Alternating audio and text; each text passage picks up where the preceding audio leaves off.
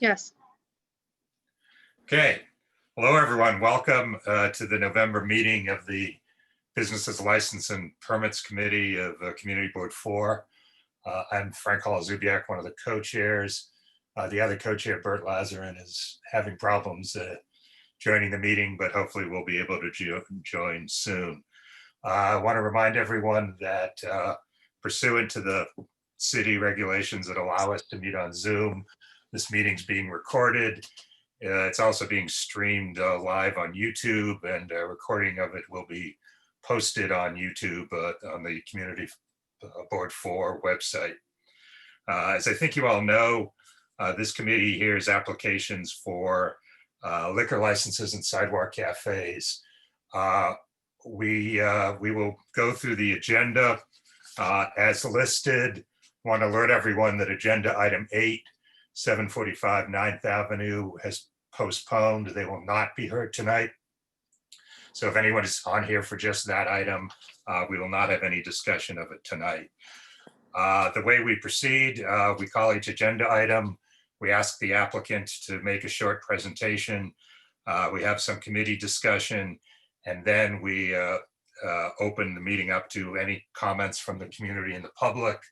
The way that'll work, when an agenda item comes up that you're interested in, if you are only in the meeting as an attendee, please raise your hand or text Nellie Gonzalez or in the chat indicate you'd like to speak. You will then be moved into the meeting as a panelist so we can see and hear you. Just a couple other things. This committee will make a recommendation to the full board, which meets on December 2. And at that meeting, the full board will also vote on all of these items. The full board then makes a recommendation to the state liquor authority. We have no power to grant or deny liquor licenses. All we can do is make recommendations one way or the other. With that, I think we can get started. We'll start with agenda item 1, which is an alteration application for 164 9th Avenue.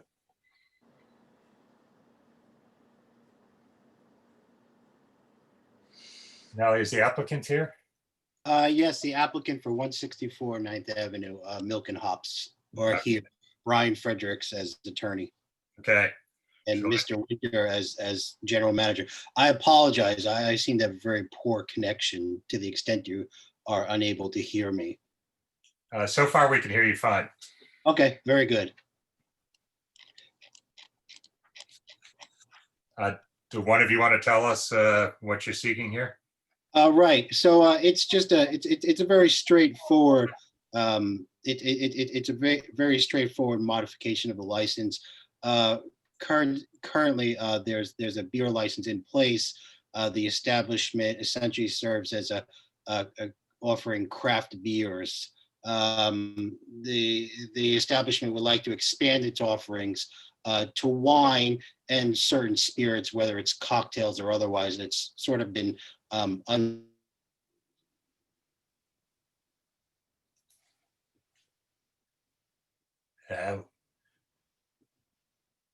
We lost him. Yeah, I guess I can take over. sure. So yeah, in part, we do craft beer and cider as a tavern slash grocer. And we would like to include a small menu of spirits, like you said, as well as wine for customers to further allow more customers to enjoy the experience when they're here that either have any particular allergies to beer or just don't drink beer. right. And I'm sorry, I lost my connection. My apologies. I'm having trouble connecting, like I said. But essentially, there's the main points. There are no changes to the hours of operation. The establishment doesn't plan on changing the hours of operations, or essentially the theme, which is sort of a relaxed neighborhood establishment as opposed to more of a traditional nightlife sort of bar. Okay. Before we get to the committee, I just want to clarify some things about the stipulation form. On the first page, you said you're not making any operational changes, but I think to be clear, we should say you are, and that you're moving from a beer and wine license to a full on-premise license. Okay, okay, Because otherwise, the form's sort of unclear as to what you're seeking to do. right. My apologies. I understood operational more to. Yeah, no, yeah, it's a little ambiguous. It's the first time I stumbled on that too. I looked at your prior form, and the occupancy numbers on page 2 were very different on the original application. For example, you had the C of O as at 17, and now you have it at 16. 16 seems really low, but and then you had originally you had 5 tables with 25 seats. Now you have 6 with 16. I don't know if these were changes you intended to make, or looks like we lost your lawyer again. I realize it's a technical question. Do you know anything about the capacity numbers on the form? So the capacity numbers for the first part, I think were before both of us had started working for Milk and Hops. This is based on the original Department of Buildings number of 16, which can be found through the website as of 1928. There are, since then, I don't know what the original seating chart was, but based on what you said, we have originally indoors before COVID were 7 low tables and 3 high top tables, which can seat different groups of those different sizes that relate to our occupancy. Okay, well, so that's what confuses me about the numbers on the current form. You have your C of O at 16. I don't see how you could have had that many tables if that's really your capacity in the certificate of occupancy. Right, and I apologize. I lost connection again. There was some confusion about the level of occupancy, and I didn't have sufficient time to research the issue. Okay. To the extent we're able to request additional time to amend it to reflect the correct certificate of occupancy, which we believe is far greater than 6. Yeah, sure. As long as you can get it to us in advance of full board. Nellie, what date should we give them for getting us the corrected numbers? Hold on one second. I will need it by November 23rd. Okay. Can you do that? Lost him again. Okay. Really very sorry. I think I should dial in at this point. I was just looking for the dialing information. I'm very sorry. I having a computer problem. Okay. Sure. So We're suggesting getting us the corrected occupancy numbers by November 23rd. November 23rd. Okay, I will. Thank you. Want to continue, or should we wait for you to call in? I'm just trying to look for the call-in number. Usually this computer is pretty stable. I don't understand. Let me ask you another couple things. Sure. On page 4 of the STIP form, you said no to the question about whether you close doors and windows when there's music inside. Right. Obviously, given the question, we prefer that because did you agree to it last time? Do you remember? That I don't recall. And the issue is that I wasn't I wasn't assisting in preparing the original application. Okay. To the extent there were existing agreements in place that were inconsistent with this currently prepared application, we have no objections to reverting back to what was originally included in the original application. There are no objections there. Typically, Mr. Winter can explain in more detail. It's generally just back. Okay. Yeah. So the reason that we have windows and doors open is to comply with COVID regulations, allowing all that airflow. The doors that we do have are, I guess, accordion style. They'll both slide out, so it fits up the entire wall, which I believe is 15 feet or so. And the amount of speakers that we have is 4. We do have a sound system. We do play music at a level that is only really heard indoors and not outdoors. The only way to do an outdoor and hear it would be we wouldn't want that because of the people that live above this building. So we comply with sound and any calls or anything related to that haven't happened because we keep it within the indoor space. Okay, well, we can see, how the committee feels about that when we discuss it. And then the last thing, which I think is also just a wording thing, there's a question about whether you're going to have a canopy, and you said yes. By canopy, we mean those things that have poles on the sidewalk, like the things that a lot of apartment built houses have. I assume you don't have one of those, right? You just have an awning. We have an awning attached to the building that only goes out about 5 feet at its max and can angle up and down. No legs. Right. COVID, we do have a full-size tent. Okay, but again, this is talking about sort of the canopy and the sidewalk. So you do not have one of those. No, then yeah. Okay. So I'm going to change that answer on your form to no. Okay, Bert, you want to take over?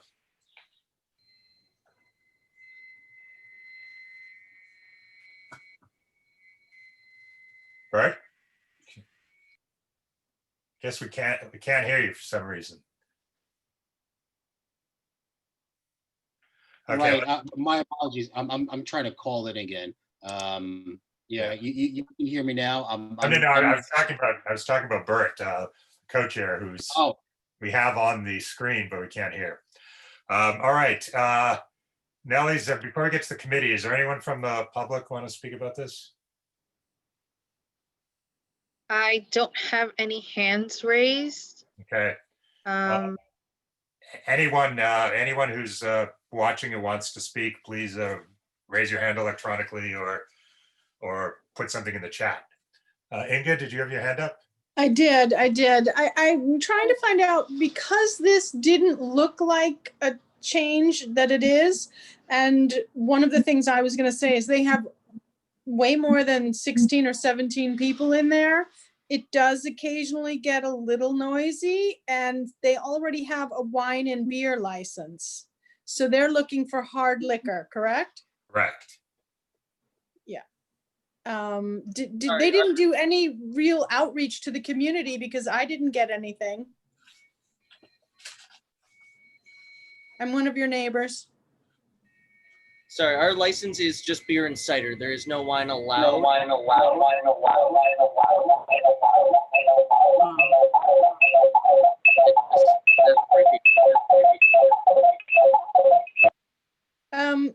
Frank, can you confirm that? You mean the current one? Yeah, Uh, because isn't it typically wine and beer? And cider's included?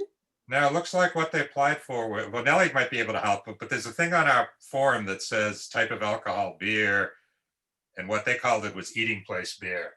Nellie, are they just beer licenses? Do you know? Yes, there are. Okay. So they have a beer license and they're looking to add wine and hard liquor. Is that correct? Okay, Yes. I think, Well, I wait a mean, minute. honestly, let's just make sure we're on the same page. You're looking for a full on-premise license, right? Yes, we're looking for a full on-premise license, but not to the extent of a bar with multi-level, top shelf, a few bottles of wine for any person that wants to have a glass, plus a few to sell, and a small cocktail menu, i.e. that mixed drinks that we already set, plus if somebody wanted any particular alcohol with a soda, we can still accommodate that, but we're not trying to become a nightclub bar. All right, Inga, sorry. Yeah, no, I think that the community doesn't know this based on the application. And yes, they do have their doors open, and yes, it has been noisy at times. And I don't know that they did a lot of outreach. I didn't get anything. I would have a problem with a full liquor license. A wine and beer, I would be fine, but full liquor, I would have a problem. I think they should not go to a full liquor. Is that because Without- of is that because of notice? Right, It's Hey, because guys, of can I jump notice. in when you're finished?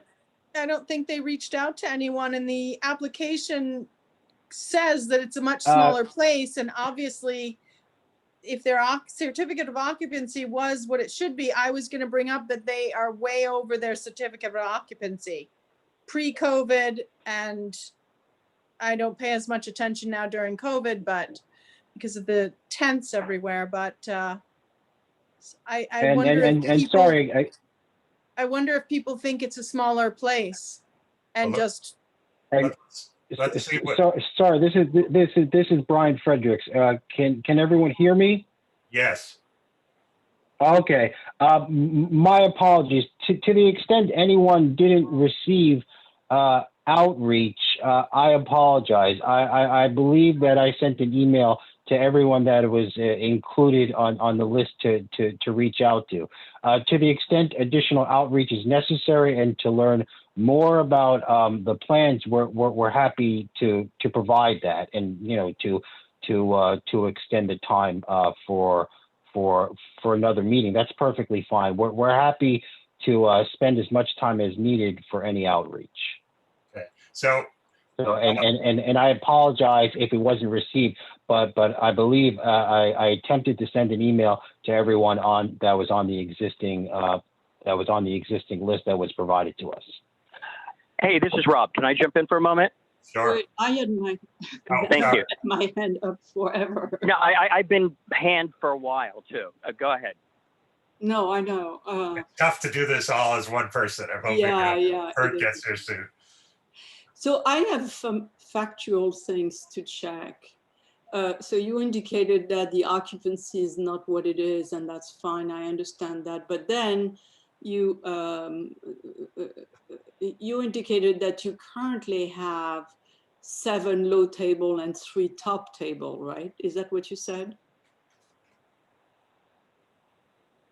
Yes. Okay, so the number of tables on the application is wrong as well. It says 6, but it's going to be 7 and 3, it's going to be 10, right? Yes. And therefore the number of seats is probably wrong as well, but I don't know. Overall, it's just based on, it's a lot of, I came into this kind of at COVID, so a lot of the information and everything from prior applications are new to me. So everything that we have now is COVID related. Yeah, but no, that's exactly my point. When you do an application, it's not about COVID. It's about the way you normally operate. And then you have the COVID is a separate issue. So what we need here is all the real numbers and not COVID numbers. Absolutely. And And that's so we have the number of chairs and tables that we can Right. So So the tables were indicated as 6 and 16 seats, and that was per the diagram that was provided. Yeah, but then the applicant just told us that the number of tables was 10. So I'm now questioning all the numbers. I'm lost. And what about the bar? Hold on, Inga. So I'm just questioning all the bars. You have a bar, but then it's a service bar. Do you have a real bar? Right. No. I'll defer to Mr. Winter, but my understanding and in my visits there, it's not a traditional bar. It's more of a sort of a service area Okay. type of bar. So at a minimum, not a standard type of bar at a all. minimum, you need to redo all your numbers. You know what is inside. Okay. What is it? What are the tables? What are the seats? And it cannot be COVID related. You don't get a license based on COVID number. That's not the way it works. So Christine, Right. I understand. Okay. Brian, did I hear you right that you were willing to sort of postpone and, get the numbers? Right. That's yes. That's what it sounds like. So and I'm sorry I cut out so many times. Really, I apologize.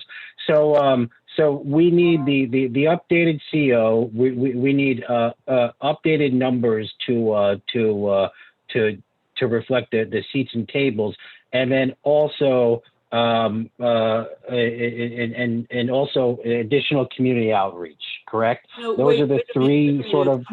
I'm not Yeah. finished, so you may need more. Yeah, Brian, let's wait. Okay. We got So Christine let's- and then Right. I just wanted to summarize what I missed so far. Well, but Okay. right. Okay. So now you mentioned that you want to sell some alcohol. So what you're going to have a takeout window, or people can come and buy? The setup right now is we have our 25% capacity, which would be 4 people, which we haven't really been doing indoor dining because of that number, which we will figure out what our actual occupancy is, like stated before. But with outdoor dining, people can come, walk up to the bar, and purchase a drink from the bartender, and then walk back out to their seats. And so with the to-go aspect, we have fridges with beer cans, as well as No. I'm not asking all this question. I was asking yes or no. Do you have a to-go operation? And it Yes, seems people that you are do. saying yes. Okay. Yes. And then you are saying that operation is inside. People go inside or they stay outside and they order through the window. No, everything is walk-in, so it is all indoors. Okay, all right. So that was a good question. Now, the last question is, you mentioned your garage door essentially, and Inga is saying this is people can hear you, and so the reality is that the law says you cannot have amplified music if you have windows and doors open. So that's the law. So you need to find a way that nobody can hear anything. And if you sell more hard liquor, it's going to be louder. So you need to convince us when you come back that the setup is going to be quieter than it is today, and that you are really going to close that door. Okay. Understood. So and going back to a point that I missed, and I don't mean to hold everyone up here, but is it the suggestion of the community board that a beer and wine license would be more agreeable as opposed to a license, a full license with spirits as well? I think they're always more agreeable because, as Christine said, we found that the noise level and tends to go up with full liquor. If you're postponing a month, maybe the thing to do is to get a sense of the community. I couldn't tell if Inga, who's a committee member who lives Hey, near- Bert, can I say something? Yeah, no, Rob, we'll get. Let me just answer that, and I'll get back to you. I haven't forgotten. I don't know if Inga's sort of opposed to full liquor in any circumstance, or would be open to talking about it. But let's hear from Rob Okay. Walker, and then you can think about that. Rob, go ahead. I just wanted to echo what Christine already said about the numbers, COVID and non-COVID, but that was said. I am a neighbor. I go past Milk and Hops several times a week. every time I pass by during the summertime when they've had their like doors open, I've never heard any music bleeding out, and I go by there all the time. I really think that they're great neighbors. I think they're very sensitive to any bleeding out. As I said, I've been past there a ton of times, and I've never heard any bleed out. If there was anything at the bar, it didn't come out onto the street. I think they do a great job, and, you know, minus the whole number situation, you know, I really feel as if, you know, everyone has their own vote, but we should pass them given a full liquor's license. It's not like this is going to be a bar or club. They're just trying to create additional revenue. Anyway, that's my piece. Thank you. Thanks, and I apologize for not seeing your hand up. And I also will point out that Rob's one of our bigger enforcers of doors and windows being open with music blaring out. So it was interesting to hear that from him. Right, Brian has his hand. Yeah, I just wanted to echo what Rob said. I think the hours are extremely reasonable, 10 and 11. And I would be in support, as long as they clean up their application a little bit and come back next month. I'm in full support of a full liquor license. Okay. Brian, are you saying you want to vote on it this month or have them come back? I'm okay with voting this month, but if some applicants want some more community outreach, and the applicant's okay with it, then I'm okay with also waiting. But I could go ahead. I guess the reason I'm sort of on the fence. If the numbers were clearer, I think I'd be okay voting on it. But I agree with Inga that with these numbers out there, it's sort of hard for the community to know, you know, what size an operation it really is, because I expect the numbers are closer to 50 or 60 than 16. Anyone on the committee have thoughts? Should we have them come back, or Christine, Inga? Well, I think I'm deferring to the community who lives around, you know, that establishment. If they feel strongly one way or another, I'm not living strongly. I'd love to know the numbers, but my guess is that it's going to be the same numbers that they were before.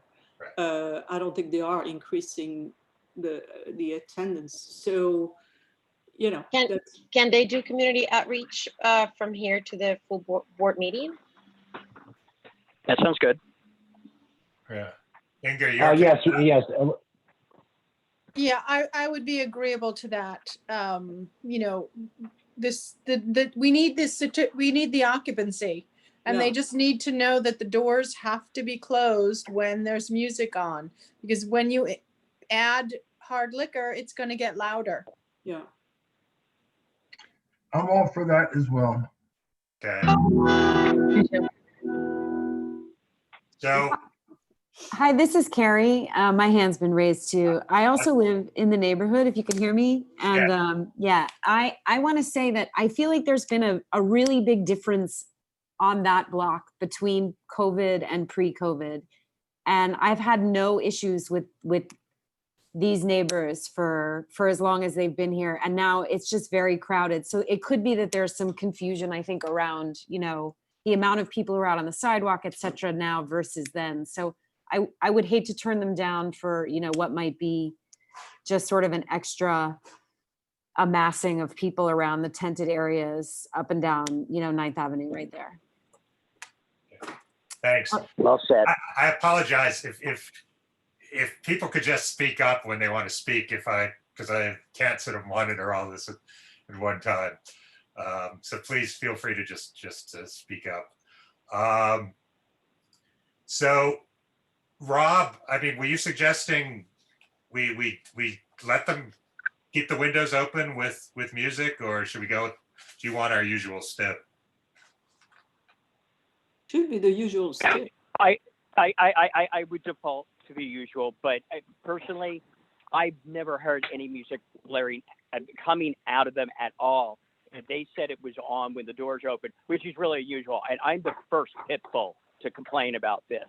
And I don't see an issue, but it default on everyone else. If, you know, they have music going on in the bar, yes, by all means, it should be shut, you know, but if I can't hear it, you know, it is.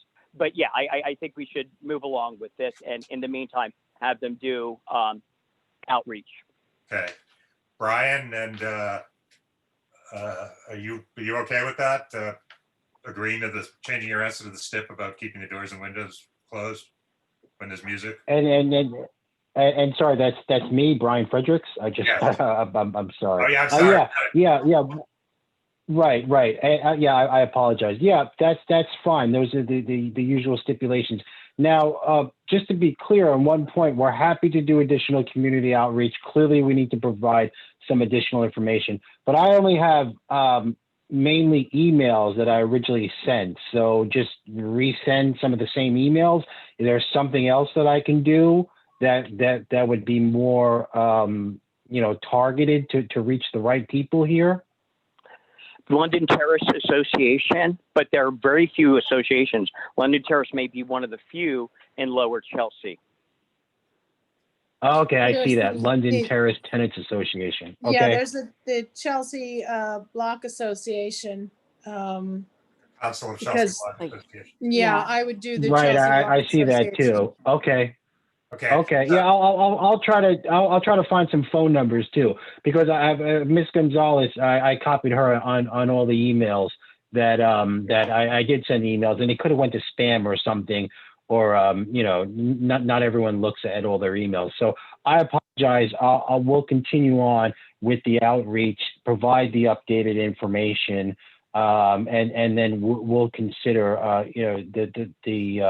whether it's just wine or beer or full spirits included. And again, none of the hours are going to change here. We don't expect any significant change to the environment, but we definitely understand the concern here about the potential for increased noise as a result of hard liquor.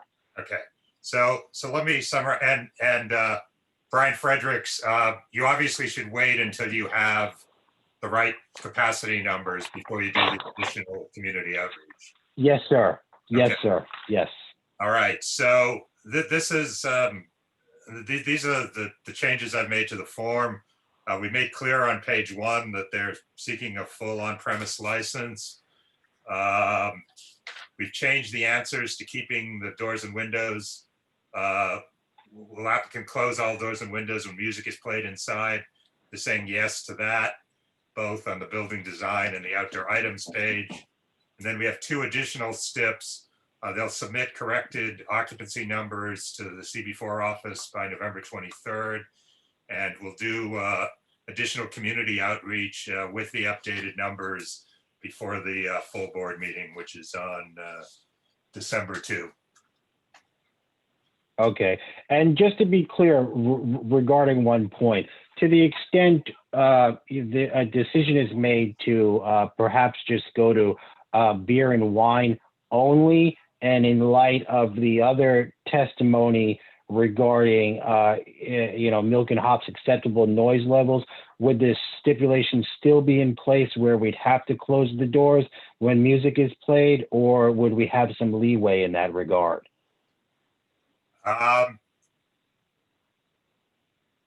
No, the stipulation is in place, and that's the rule. And if no one complains, it's probably because you are doing good per the rule.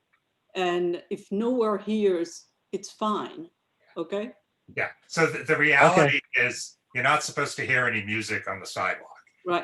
That's the goal. And if no one hears music on the sidewalk or across the street, people aren't going to complain about it. So we like to have this rule that you just keep the doors and windows closed. But if you can manage it to keep the music off the sidewalk, that's the goal. Okay. So right.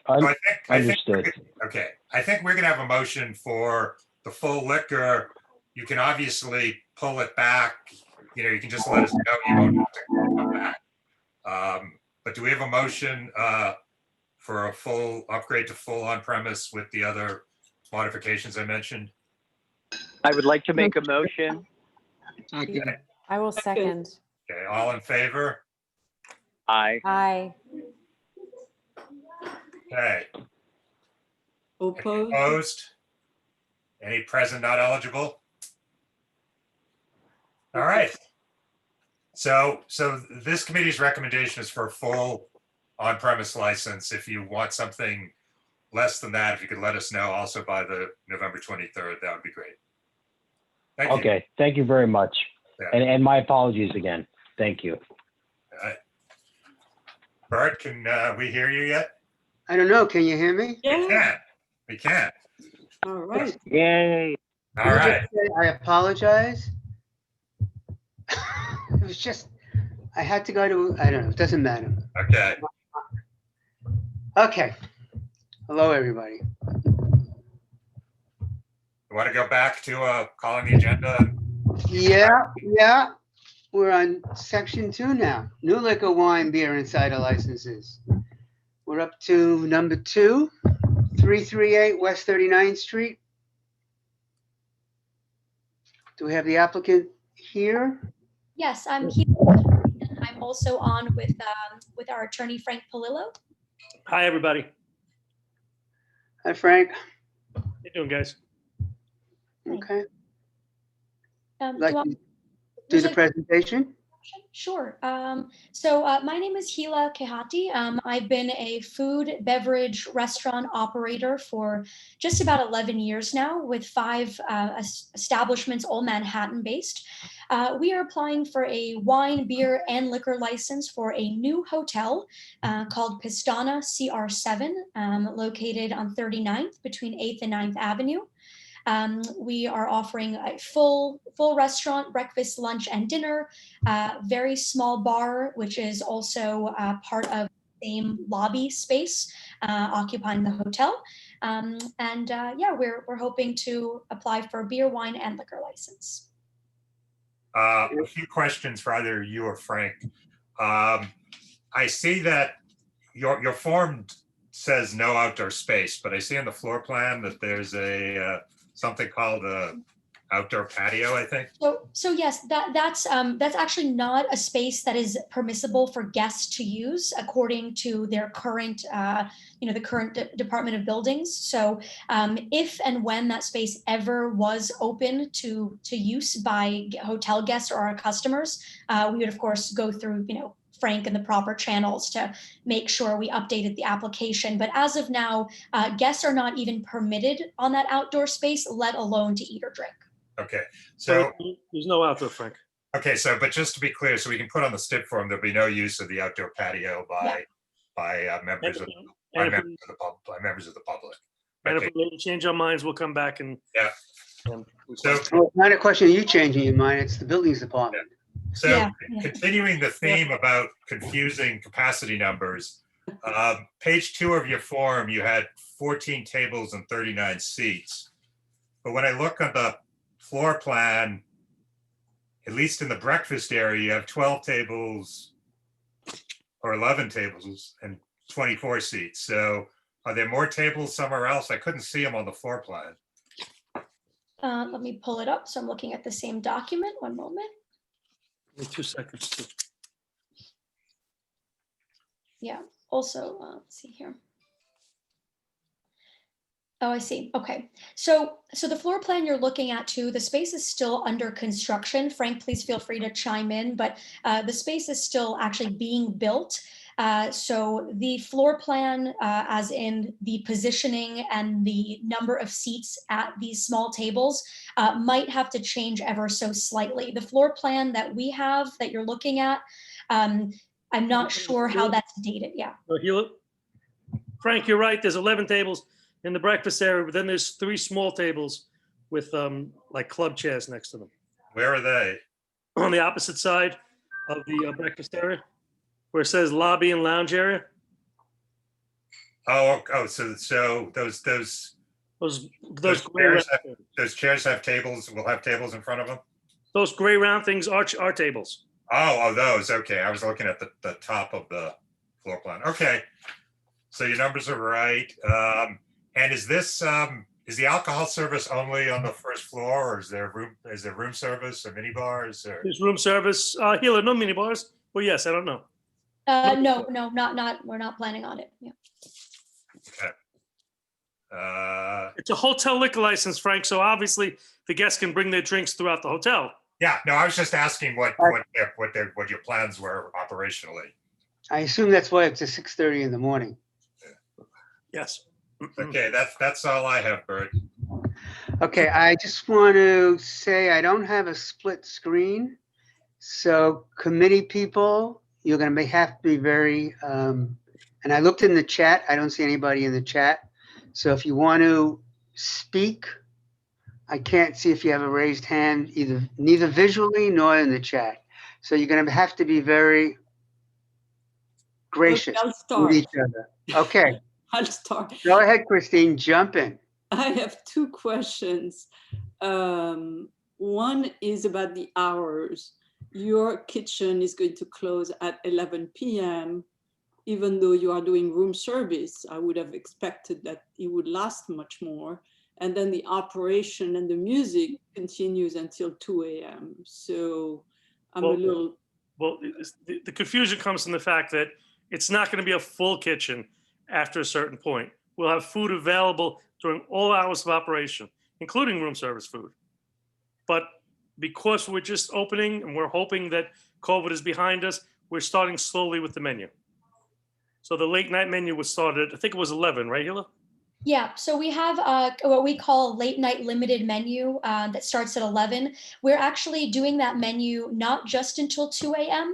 We're actually going to be serving 24 hours food service at the hotel available for guests. Packaged salads, sandwiches, sushi, all kinds of takeaway items.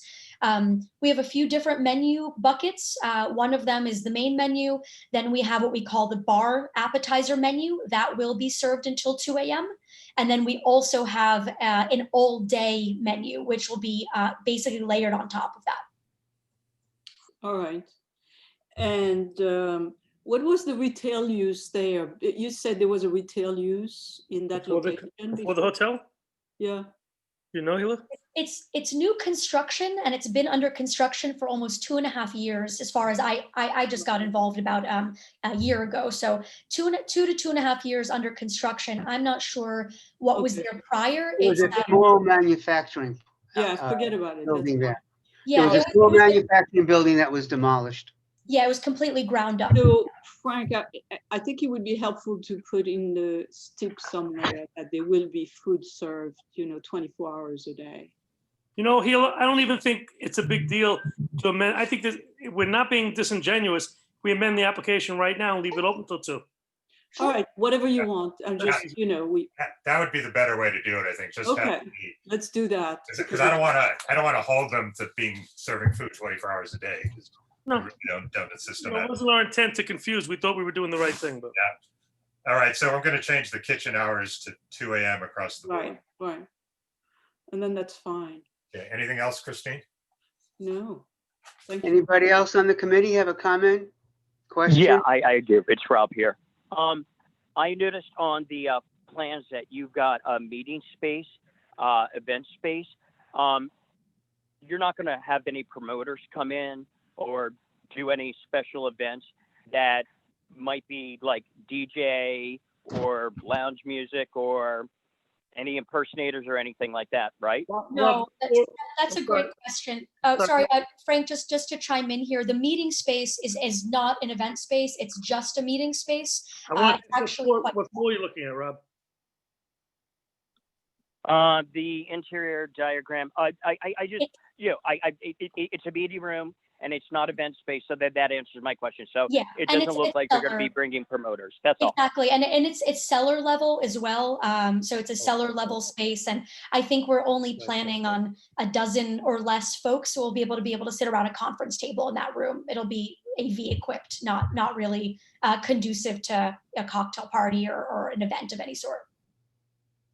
Okay, I just wanted to make sure, double check. Okay, thank you. Okay, any other committee member? Oh, I just have another question there. Are you planting trees in front of that hotel? You love trees. That's a great question. I don't know the answer. I'd have to ask the hotel operator, the GM, but I can find out for you. Yeah, that would be good if you could. Can we also, Hila, let the owners know that this is something the community would like to see. Sure. Yeah, I'll write that That down. would help.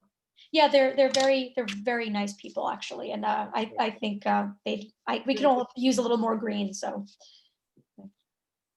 Okay, thank you. I'm gonna jump in. The only thing I was gonna ask for were trees, and thank you, Christine, and thank you for looking into that because it is important. Oh, especially on that street. That street Yes, is rough. definitely. That was the only comment I had. Thank you. yeah. Our main office where I've been for 9-10 years now is 1 block away on 38th Street. So yeah, the whole area could use a lot more greenery. And I live on 38th Street on the same block. So. Oh, do you? Oh, so you're next door to us in our office building, yeah. So you'll have. I just got somebody one more that thing will to jump in real quick. Sure. The outdoor space, it's not going to be used at all by guests. Tell me that it is not wired, no sounds, no TVs, nothing like that out there, correct? Nothing. As of now, what I understand from the hotel, the doors are locked. We can't even open the doors because we don't want guests, roaming out there. And it's not, I believe, a means of egress. And then they are actually putting a lot of trees back there just to make it visually appealing because you can see the patio area from our interior dining space. So they just don't want it to be an eyesore. So there's no sound system, there's no TV screens, just shrubs and little trees. Sounds nice, the way we like outdoors. I'll tell them to kick them out to the front instead, maybe. Yes. In Very good. addition, Okay. Nellie, do we have anybody signed up to speak from the public? No. Thank you. Do we hear a motion? Motion. First, Frank, do you want to summarize the steps?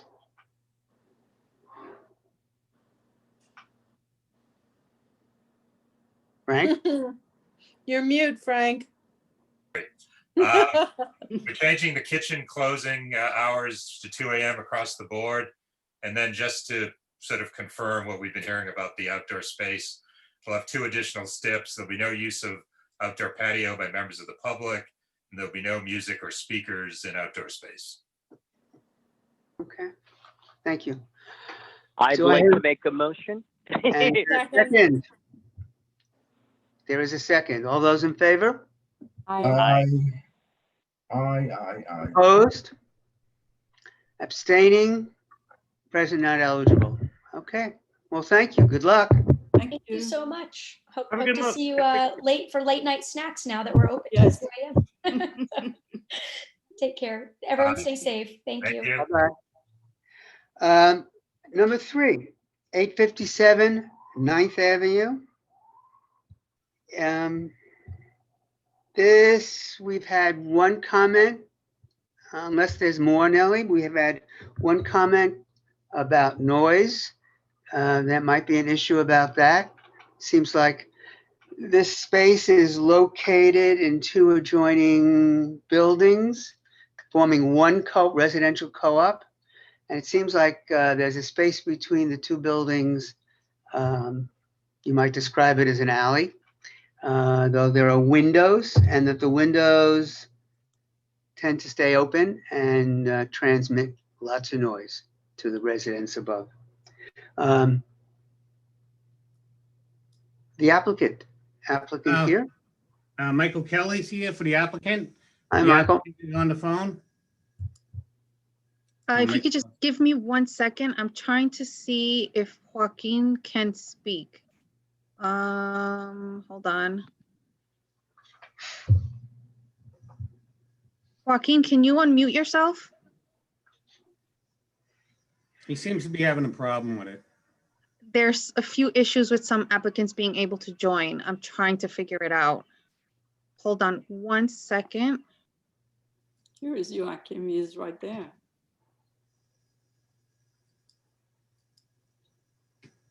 Yeah, the problem may be that it can't unmute or something, because he's on mute now. Yeah.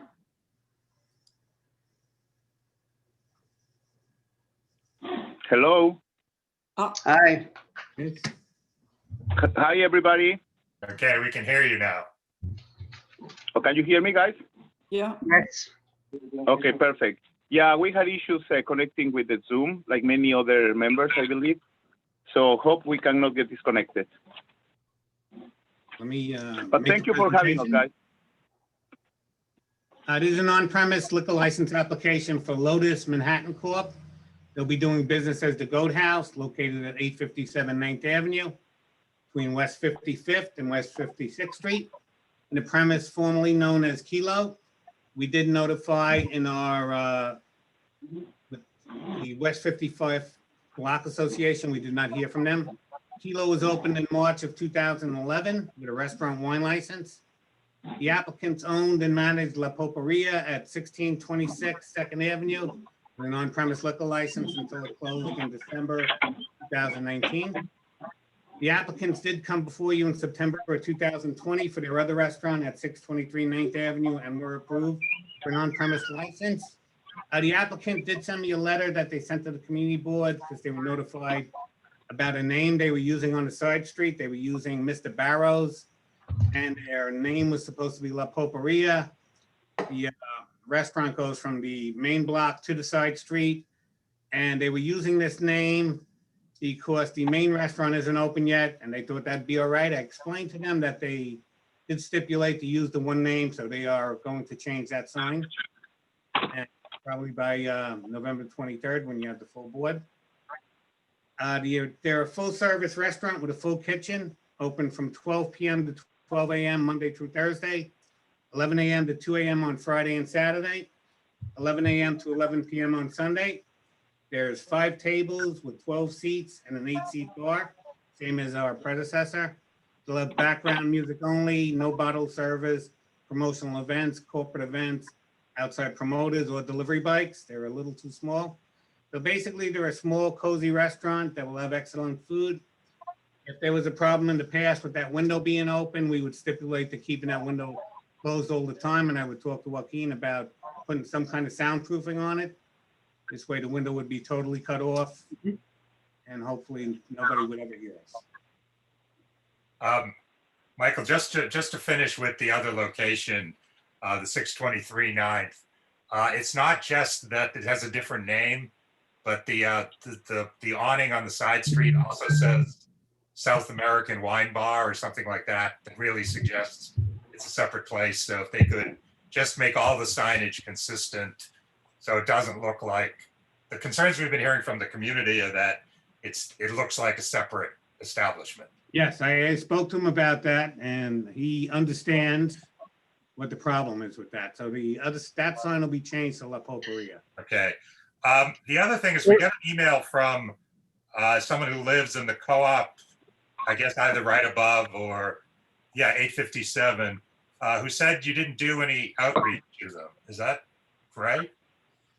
We included the West 55th Street Block Association on our questionnaire that we sent to Nelly. Well, true, but it's strange to be opening in a residential building and you don't reach out directly to the people right upstairs. I mean, they're going to be the people most affected. Not everyone belongs to block associations. Yeah. Joaquin, did you try to reach out to anyone in the building? I have tried to a couple of tenants and they were very welcoming. We will do that ASAP. Once we go ahead with this, we will let them know before, of course. But yeah, they were very welcoming. Okay. One of them is a restaurateur. Yeah. Right. So I'd also like to. Go ahead. We can reach out to the person that's concerned.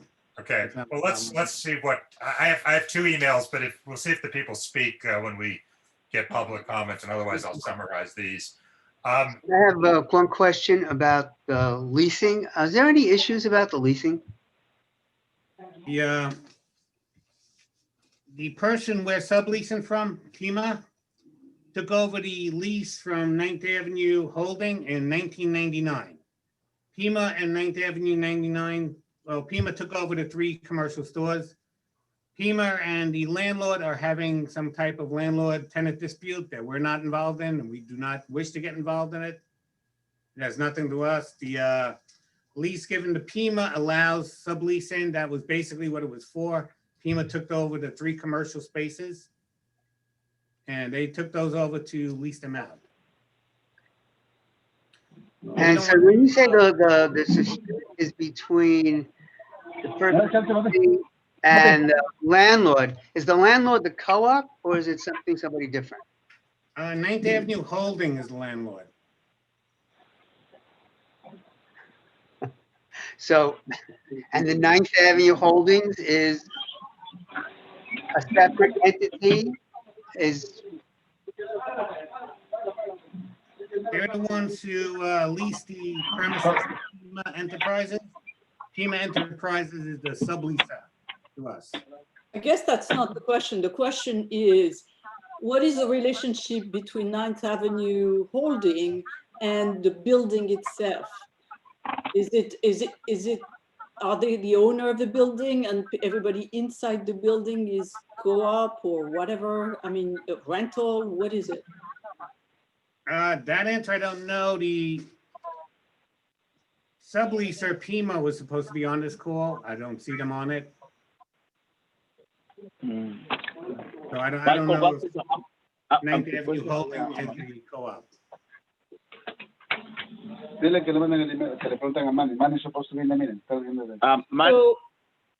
So if you want to reach out to the building above, are you going to reach out to a managing agent? Are you going to reach out to the landlord, to 9th Avenue Holding? I mean, how are you going to reach to? Or if it's a co-op, is there a co-op board?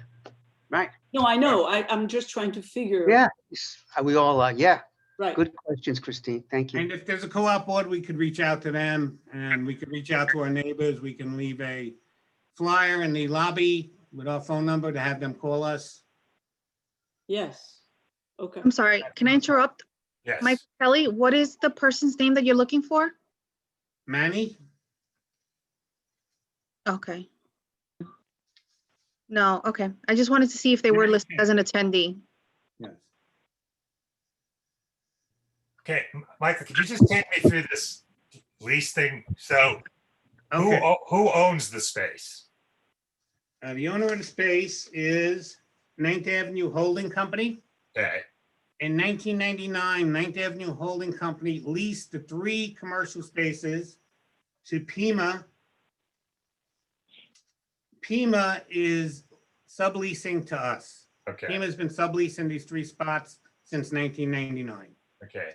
And does the The owner of landlord, Pima is actually also the one running Kilo Restaurant. He is the owner. and does the ultimate landlord have any rights to approve or veto sublessees?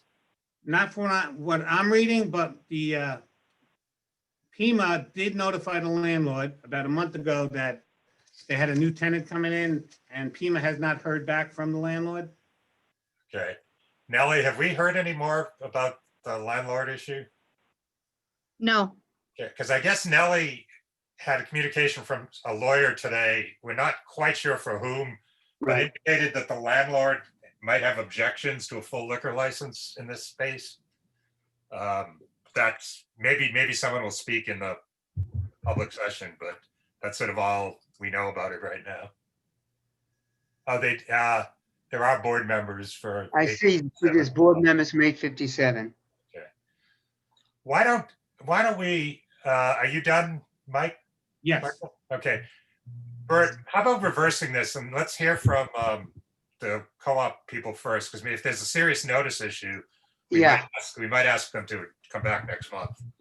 I'd like to hear from some of the 857 board members. Yes. So Can Nellie, we identify them, Nellie? Yes. The first person I have is a Veronica. I'm going to give you permission to speak. Veronica? Yes, can you hear me? We can hear you. Okay. Yes. Perfect. Veronica, are you the one who sent us the email? Yes, the one that was addressed to Jesse and Nellie. Yeah, okay. Okay, so I was previously on the board. I am not this year. I used to live in the apartment and now I just go back there now, whatever. But my concerns was I could give some insight. So Manny, the owner of NO Logo or / Kilo, he's been in the lease negotiations with the board, the co-op board, for I believe the past 3 years, and it's just never really gone anywhere. And one of the talking points was a liquor license. Again, there was no finality on that issue.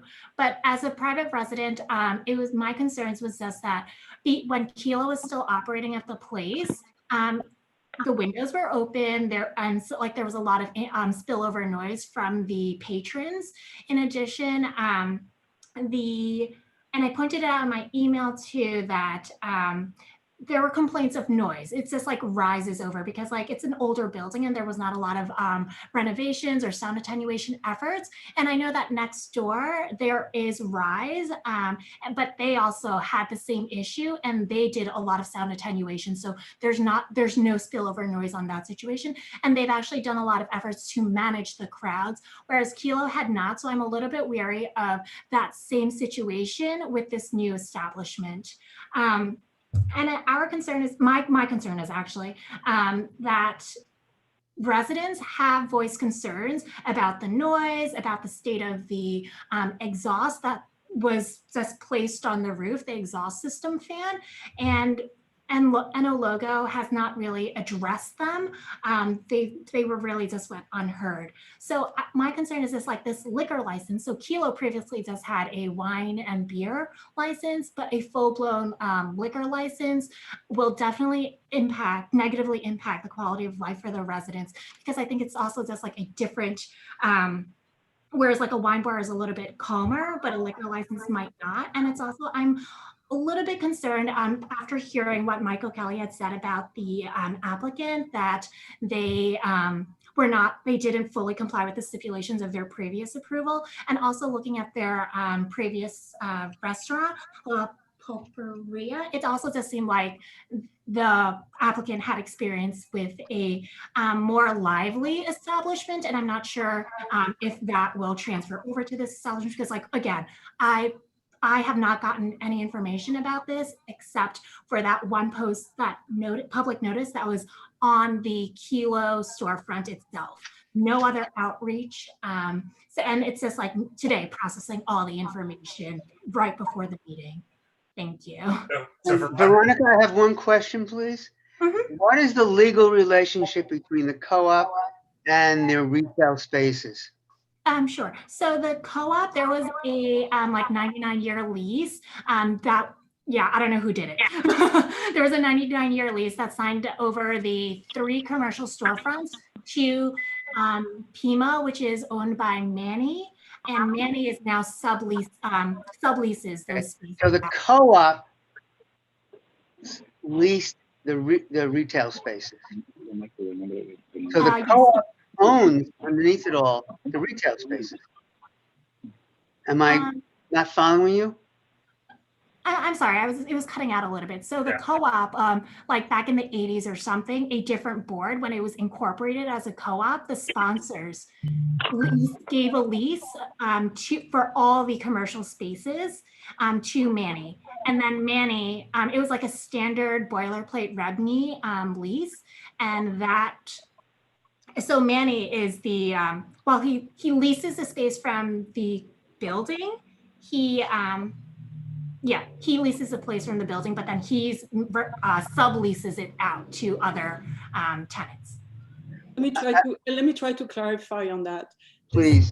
Veronica, what you're saying is that the lease, the lease for the commercial space, when they pay the lease, they're paying it to the sponsor, not to the co-op. They are paying it to Manny. Okay, and Manny pays it to the sponsor. Manny pays a separate type of fee schedule based on like the. I understand, but whom is paying it to? He then pays a separate amount to the co-op. Oh, the co-op. Okay. The co-op. So the sponsor is not involved anymore. No, the sponsors. So the co-op is the owner of the retail spaces. Correct. Very involved. Can people on the phone please mute when you're not speaking? We're getting a lot of background noise, and I think it's coming from the people on the phone. Okay, one other question, Veronica. So aside from seeing the sign, you didn't hear anything from the co-op board or, your neighbors or anything in the building? I heard nothing except for I think I saw some chatter. I think I was just connecting with some of my the fellow residents in the building, and I just heard from the co-op president that that there's a meeting tonight, and we're like, what's going on? This is the first we've heard of it, and it's just been a lot of hecticness trying to figure out what's going on. Okay, thanks. Thank you. Nellie, other people from the community? Yes. Next, I have Jason Kleinman. Hello, how is everyone? Hey, Jason, welcome. We did get your email as well. Thank you. Were you able to get the photo that I sent? No. No, I didn't see a photo. So I sent a photo a short while ago. What I find, the photo shows the windows about which I'm concerned. It's the windows that leak the noise. And it also gives you a good view of the interior space between 855 and 857 9th Avenue. Yeah, I see it now. Nellie just sent it to us. So look, that's the view outside of my window. You'll see, like so many other people living in Manhattan, I don't get a lot of natural sunlight, at least not from that particular window. The space between the buildings is probably 5 or 6 feet wide. And, since 2011, there's been noise spillover because Kilo has not consistently kept those windows shut. And Mike, when you were speaking earlier about providing a stipulation that the new subtenant in that space keep those windows shut, to me, I'm a little wary of that as a stipulation for the following reason. We're in the co-op and Manny is our tenant. We don't have a relationship with Joaquin. And Manny for years has been saying that, he would keep that window shut. And I remember 5 years ago, just talking with him, are you finally going to go to the hardware store and do something about those windows? And he would say, oh yeah, I have the nails. We're going to get it done. But then as recently as last week, I was down there in my pajamas, 10 o'clock at night saying, guys, come on, close the windows. You got 5 people in the bar. The front door, the front wall is an accordion style wall. You really don't, these windows don't provide any ventilation. And though they've always been good about shutting the windows when I ask, I don't want to have to live my life, going downstairs and asking them to shut those windows. I just want them to board them up or something. That's all I have to say. Thank you. Thank you, Jason. Nellie, anybody else? I see Manny is here. Yes, he is. Does he want to speak? Yes, he does. Can you hear me? Yes. Yeah, a lot was said. If there's any particular questions anybody wants to ask, I think that would be better as opposed to, I am the prime tenant. I am subleasing. We did have various conversations with the board. I offered them to take out restaurants completely. They didn't want that. Well, we offered them more money. They wanted, you want liquor? You got to give us more money. It's 2 sides to the story, and it's not a simple story to tell. I emailed their lawyer on October 8th that I potentially have a new tenant. I followed up with her several times. I didn't hear back. When I heard today that somebody made a representation that we don't have the legal right to, sublease the space, I had my lawyer reach out to her, and she told my lawyer that she doesn't know what's going on. She's not in the loop. But, I've been waiting for them to get back. And, and I told their lawyer on October 8th, we have a subtenant, and I just don't hear back from them. So it takes 2 to tango, and I'm here. I'm always here. I don't want problems. I've offered various solutions. It's usually a money problem, and that's all I really have to say. If anybody has any questions, I'm here. Okay. Thanks, Manny. You're welcome. Thank you very much. Anybody else, Nellie? Yes, I have two more people. Okay. I have Mike Ward. Mike, you can unmute yourself. Yeah, I'm here. Can you hear me okay? We can hear you. Yeah, I just want to echo what Veronica said in the very beginning regarding notification. I'm a former board member and I live here in the co-op, and there was no notification whatsoever to those of us who live here. I saw the notice posted on the front of Kilo on Friday, but there's been no email, there's been no posting in the building. Manny's been here for a long time. He knows how to reach us if he needs to do so, and that wasn't done. So it's hard for us to kind of look through an application on the fly and give you proper questions at the last minute. But I do have a couple of questions about the application itself. It says 74 inside, which baffles me, with a total of 20 for seating and 54 standing up. This space is tiny, so it doesn't make much sense to me. Like Jason said, the air shaft between 855 and 857, that's where the noise travels from the ground all the way up, and the windows are open and noise comes inside the residential space. To it, one of our neighbors thought noise was coming from an apartment last week, and she could hear it 3 floors up in her apartment. It wasn't coming from the residential apartment, it's coming from Kilo with the windows that were open. The application says it's not in Clinton. We are indeed in Clinton for zoning purposes. It says music, is that inside or outside? Because it's not specified on the application. It says current plans are on file with DOB. They are on file with DOB for a food store, not for a restaurant. The other issue Veronica talked about was the noise. The issue is we're next to Rise, which is a bar itself, which now sells Doritos to call it a restaurant because of COVID. And they've got outdoor seating, which is fine, which makes sense. But if we're going to have, many try to have an outdoor cafe, which it's not big enough for an outdoor cafe, are we going to have 74 people on a Friday, Saturday, and Sunday, or Thursday, whatever night it is, also up front of the building, causing more noise pollution and disrupting the, making it disruptive for our neighbors?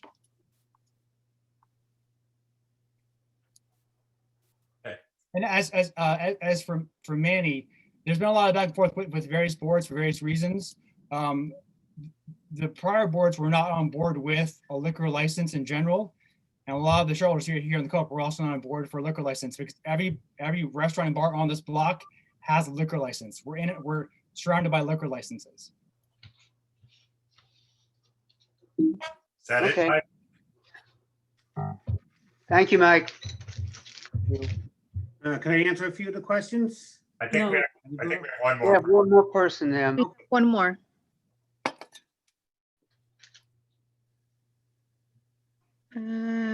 Dina?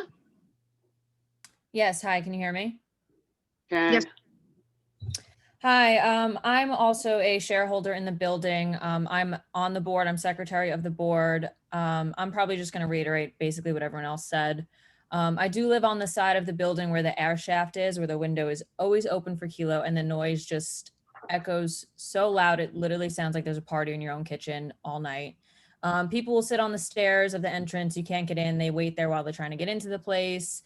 Like Mike said, we have Rise right next to us, which is just insane amounts of people just like sitting on the floor, just all over the place. No board member at all was notified of a change of tenant or a possible change of tenant. We have a management company who was not notified either of any change of tenancy. There's an email a month ago sent to our attorney that just barely says that Manny may have a possible offer and he is contemplating taking it. I do have that email, but that's all that was said. So we were all shocked when we saw the notice on the window for this meeting. And as Veronica said, it's super hectic all of a sudden because we knew nothing of this. Potentially these new tenants could be great for the community.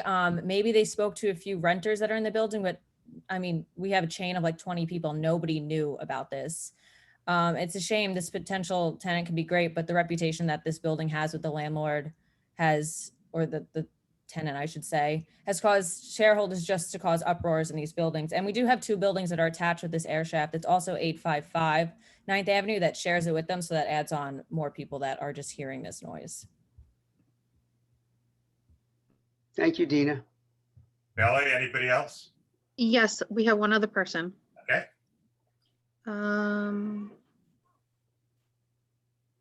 We have, oh, hold on.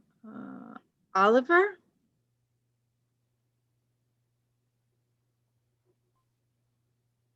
Hi, my name is Olivier. I'm the treasurer of the co-op, so on the current board. And I can also say that we had no notification whatsoever. And as Dina said, there is this email that our lawyer sent to us where Manny was mentioning the possibility of a consideration of a new tenant, but that's actually not at all a notification of, or even, a request for an answer or comments or, any feedback. So I don't think that's appropriate to say we've been notified. The second thing is that there's been a record of, I would say maybe a recklessness with Pima. A few years ago, we had a trip and fall. I mean, they had a trip and fall incident out of their steps. And so the circumstances that they were not properly insured. So this created financial damage for the building. And the other thing is that a couple of years later, the steps were, in disrepair and they just left them alone. Another issue that came up is they had for a few years a Sidewalk Cafe. And in order to have that Sidewalk Cafe approved, they provided, plans of the sidewalk that were not actually reflecting the situation of the sidewalk. They were obstructing, a fire exit. And actually, we did have a fire actually 2 months ago in the building. So I think these kind of issues are to be taken seriously. And, obviously, there's been also food safety issues with another space that is also leased by Pima. So in general, we are very cautious about any further risk that the community would be put at, and obviously having a full-blown liquor license is more risk. Thank you, Bert. I don't know how you feel, but I'd be very reluctant to approve this tonight, given that the co-op, who's both the ultimate owner of the space and the people who live above it, all just found out about this and not met with the applicant, which may improve the applicant's chances. But I guess I would be inclined to strongly urge the applicant to postpone a month. The applicant would be doing that, would be postponing till next month. Okay. And That's your suggestion, Mike? And you've spoken with your clients? I believe they would agree with me without. Okay. And you'll agree not to file with the SLA in the interim? Absolutely. Okay, so Nellie will get a form to you tomorrow. I'd like And if we can leave our number with Nellie tomorrow so we can get in contact with the co-op members, if they can call in and get it from her, we'll leave the number. Okay. What? No. Your people know exactly, Manny knows exactly the co-op number, right? Okay, then we don't have to be Manny involved about in that. Manny is right there and he knows the co-op. Yeah. Okay. People on the from the co-op who spoke, is there one of you who wants to be sort of the contact person for this? Maybe one of the people on the board, either Olivier or You have the secretary and the treasurer right there. Dina. Are they still with us? Dina is not. Olivier still is. Oh. No one has a hand raised or anything. Oh, Mike Ward does. And Dina, hold Dina on. wants on mute, yeah. Dina? Hi, guys. Manny's been in contact with all of us for quite some time. He knows exactly who to contact. He purposely doesn't, so. Well, we're May I strongly, speak for a second? May I speak for a second? Not yet. Look, we're not. we run our function here. We're not mediators in any kind of internal dispute. That's not our function here. Our function is here to hear applications for liquor licenses. But we strongly suggest before we go ahead with this, that you guys get together and talk some more. I'd like to make another suggestion before they go further. Manny, it's time to take your, to put a wall on that window in the back before you do anything. Because I don't think you're going to get anywhere until you have absolutely built a wall on that window. So it's not a nail and it's not a hammer, it's build a wall. Okay. Thank you, Christine. So Mike, you're gonna make sure everybody speaks and you'll get back to us next month. Yes. Thank you. Rob has is a hand up. Rob Walker. Rob? Just to echo what Christine said, yeah, the only way that you're not going to get sound is brick that thing right up. I've got 3 other points I just want to bring up real quickly. One of them, the bathroom. Kudos on the handrails, according to the diagram. Is that a pocket door that is the door for the bathroom?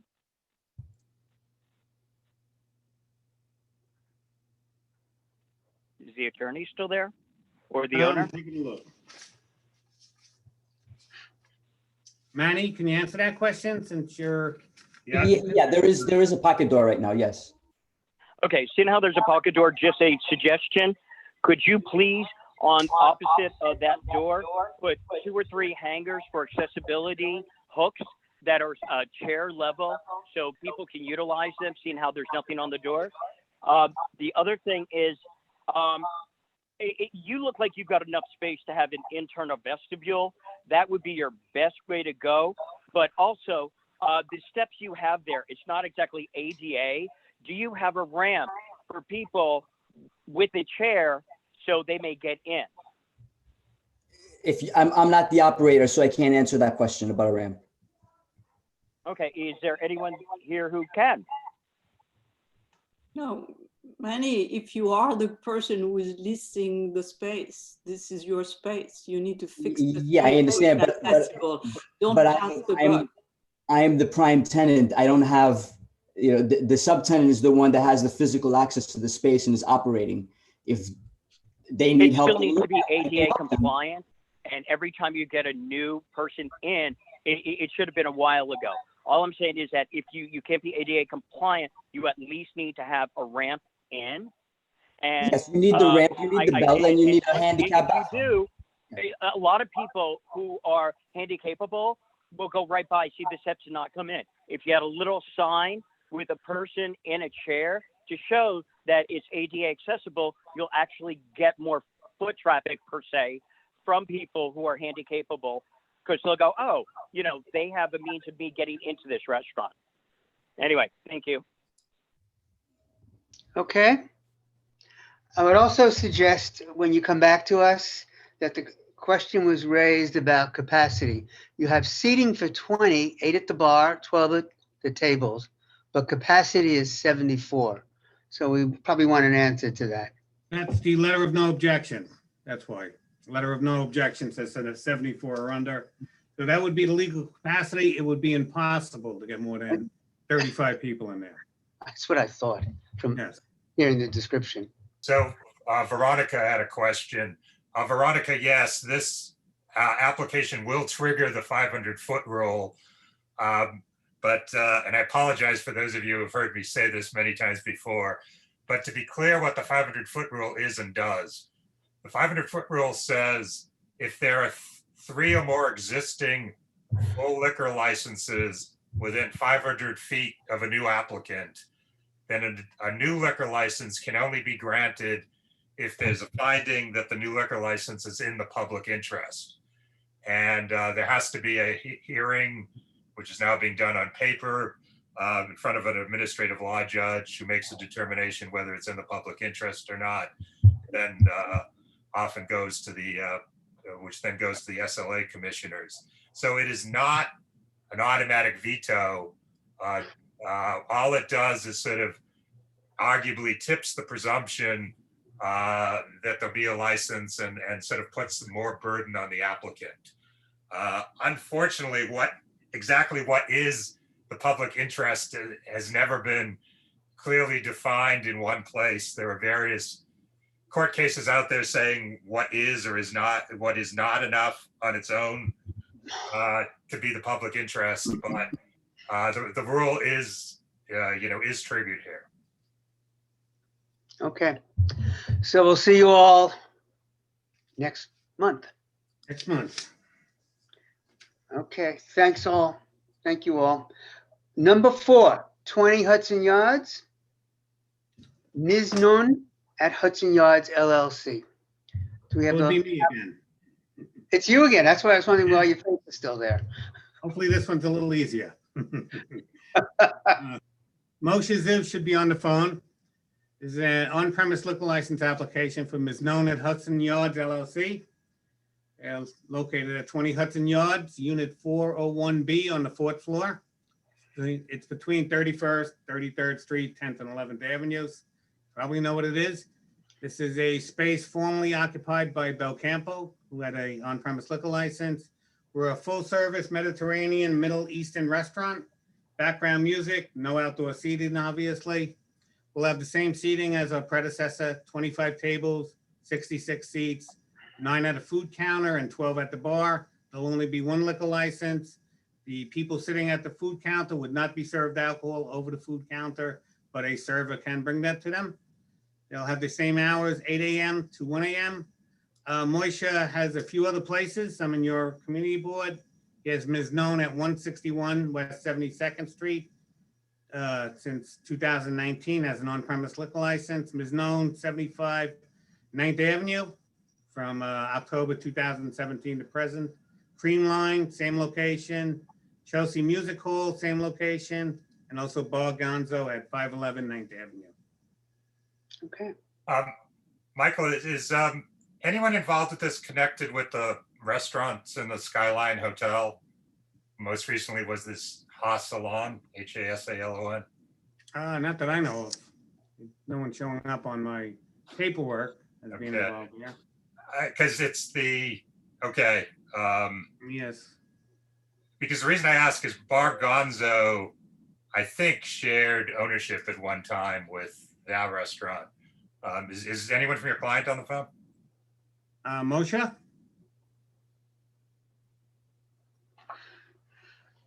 Let me text him. Okay. He should be on the, he was on the phone before.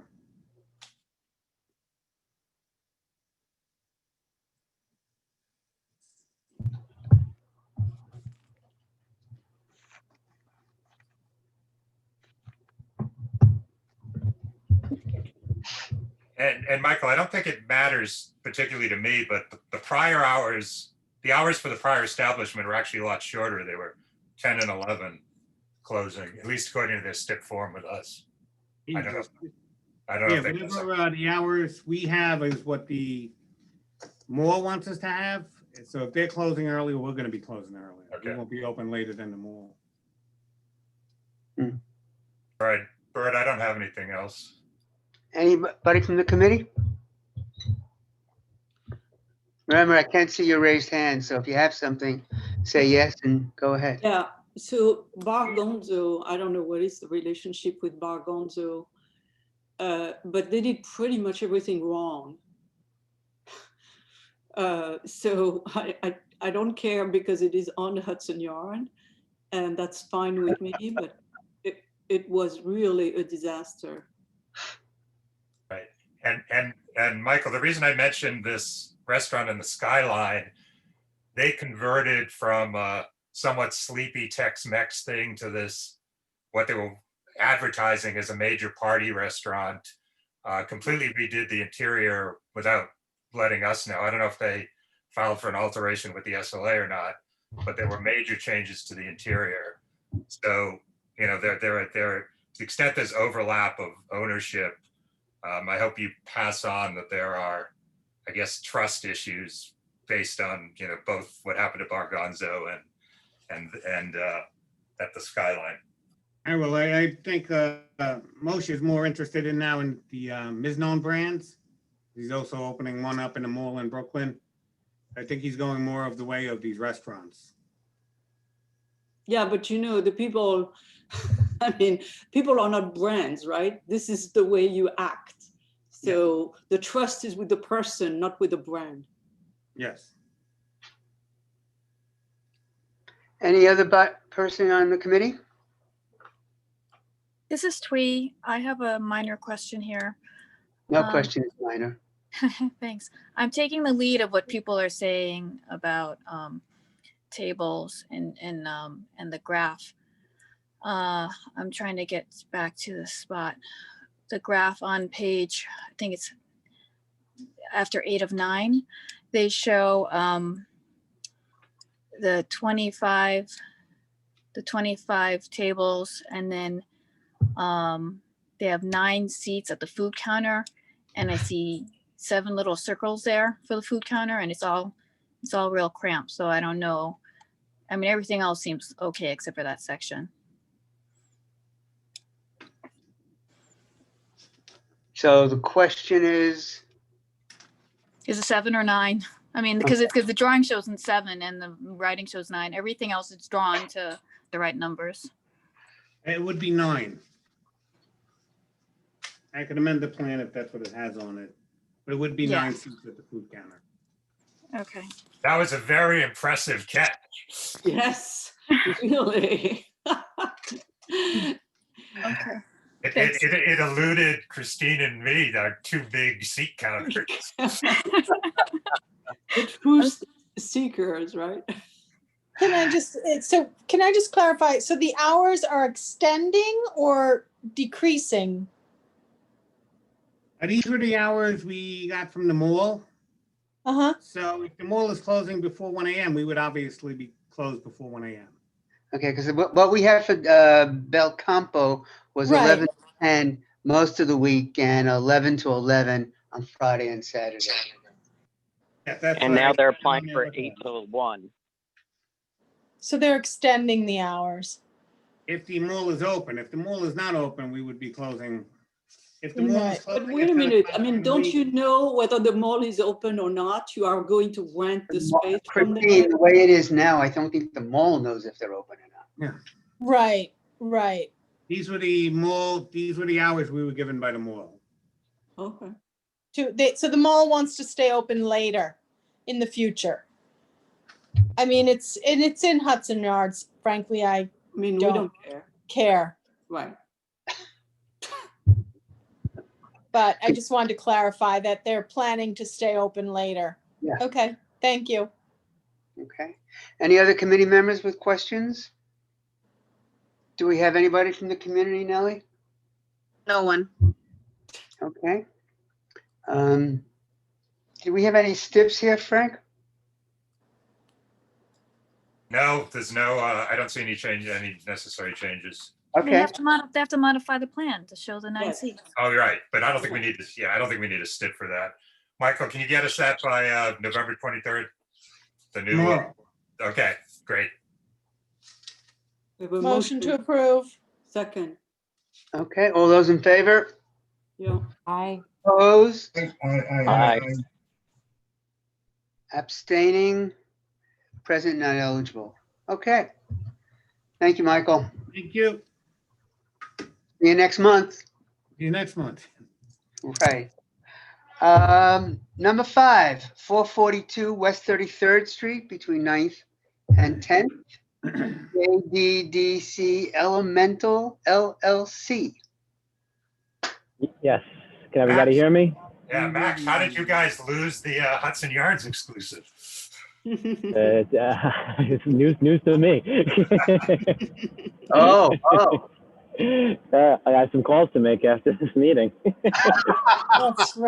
That's right. Hey, it's a big city. There's enough to go around. I just want to make sure all of my people are here. We have Drew Chopra. I see him there. stay muted for now. Warren, just so everybody knows what's on your list there is Warren Adcock. That's actually Josh Cohen. Don't ask me how that happened. And Warren has dialed in the number ending in 024. So I do see everybody here as panelists. So good evening, CB4. My name is Max Bookman. For those who don't know me, I think I see familiar faces all around. I have a pretty fun one tonight. This is the Midnight Theater. And so with me is Josh Cohen. Josh is a well-known Brooklyn restaurateur. He's very active in the North Brooklyn community, both in the restaurant community, but also just generally as a community resident there. He is, he does philanthropy, he volunteers. I think most interestingly to you folks is that he is a member of Brooklyn Community Board 1's liquor licensing committees, and he has been for many, many years. So he knows exactly what you all go through every month with liquor license applications, and he knows the types of concerns that you have. And if any of you think that your job is tough, spend a night at Brooklyn Community Board 1's liquor licensing committee, as I have done, which is, and then you'll really know tough. With him are his partners, Drew Chopra and Warren Adcock. And so to locate ourselves here, this is Manhattan West. It's Brookfield's project, just east of Hudson Yards. Everybody knows where it is, 9th and 10th, 31st to 33rd Street. So far, in terms of liquor licensing at Manhattan West, you've seen the SBE Sam Nazarian Food Hall, which you approved a few months ago. Next month, you're going to see the Pendry Hotel, which is a hotel license there. And this month is their really centerpiece placemaking establishment, a restaurant and theater combination. So if you have our materials in front of you, page 22 of the PDF shows you where we're situated in the Manhattan West complex. And from a quality of life standpoint, it's really an excellent situation because we're not located on any one street. Our main entrance and exit, the only way for people to come in and out is on the plaza, which is essentially what 32nd Street would be, but there's no entrances or exits onto any streets. So here's the concept. It's a 3-in-1. It's an all-day cafe on the first floor, opening at 7 a.m. every day, and that's where people walk in.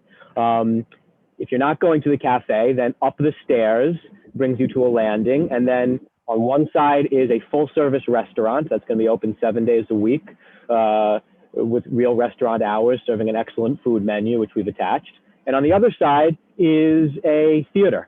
The theater is a 189 occupant theater with 168 seats, 72 tables. And you can see it's like a dinner theater. There's not only seating arrangement, but there's tables where people can eat at as well. And so what their idea is that if you look at the Broadway theater experience, if you want to go out for dinner and a show on Broadway, generally you're going to a restaurant somewhere else. You're finishing your meal, you're rushing through your meal, you're finishing your meal so that you can run to the theater so you can get into your seats on time. At intermission, you get fed some, stale pretzels or something like that. And then when the show is over, you are rushed out of the theater and onto the streets.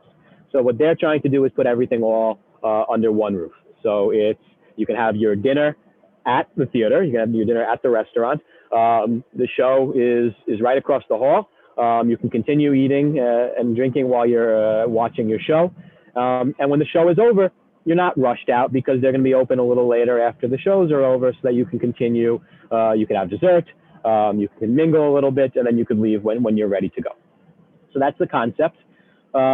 We did a significant amount of outreach, not only because this is an important element of Brookfield's Manhattan West project, but also because of Josh and his team, and they understand the need for outreach. And so they retained Suri Kasiru's office and Pete Krokondalis, who did their usual thorough outreach job. They met with representatives from every elected official. We had we had meetings with all of the block associations, Julia Campanelli. We briefed Frank and Bert on the concept as well. And we've generally gotten positive feedback from the folks who we've spoken with. So that's all I have really to say for now. Other than that, it's this theater, goes without saying, but I'll say it anyway. Obviously, theater is in a tough spot right now because of COVID.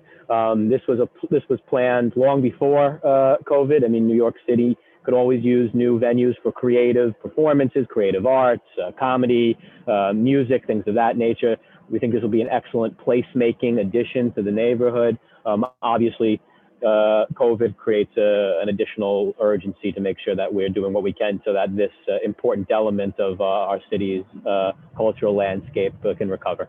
So with that, we're happy to answer any questions. Okay.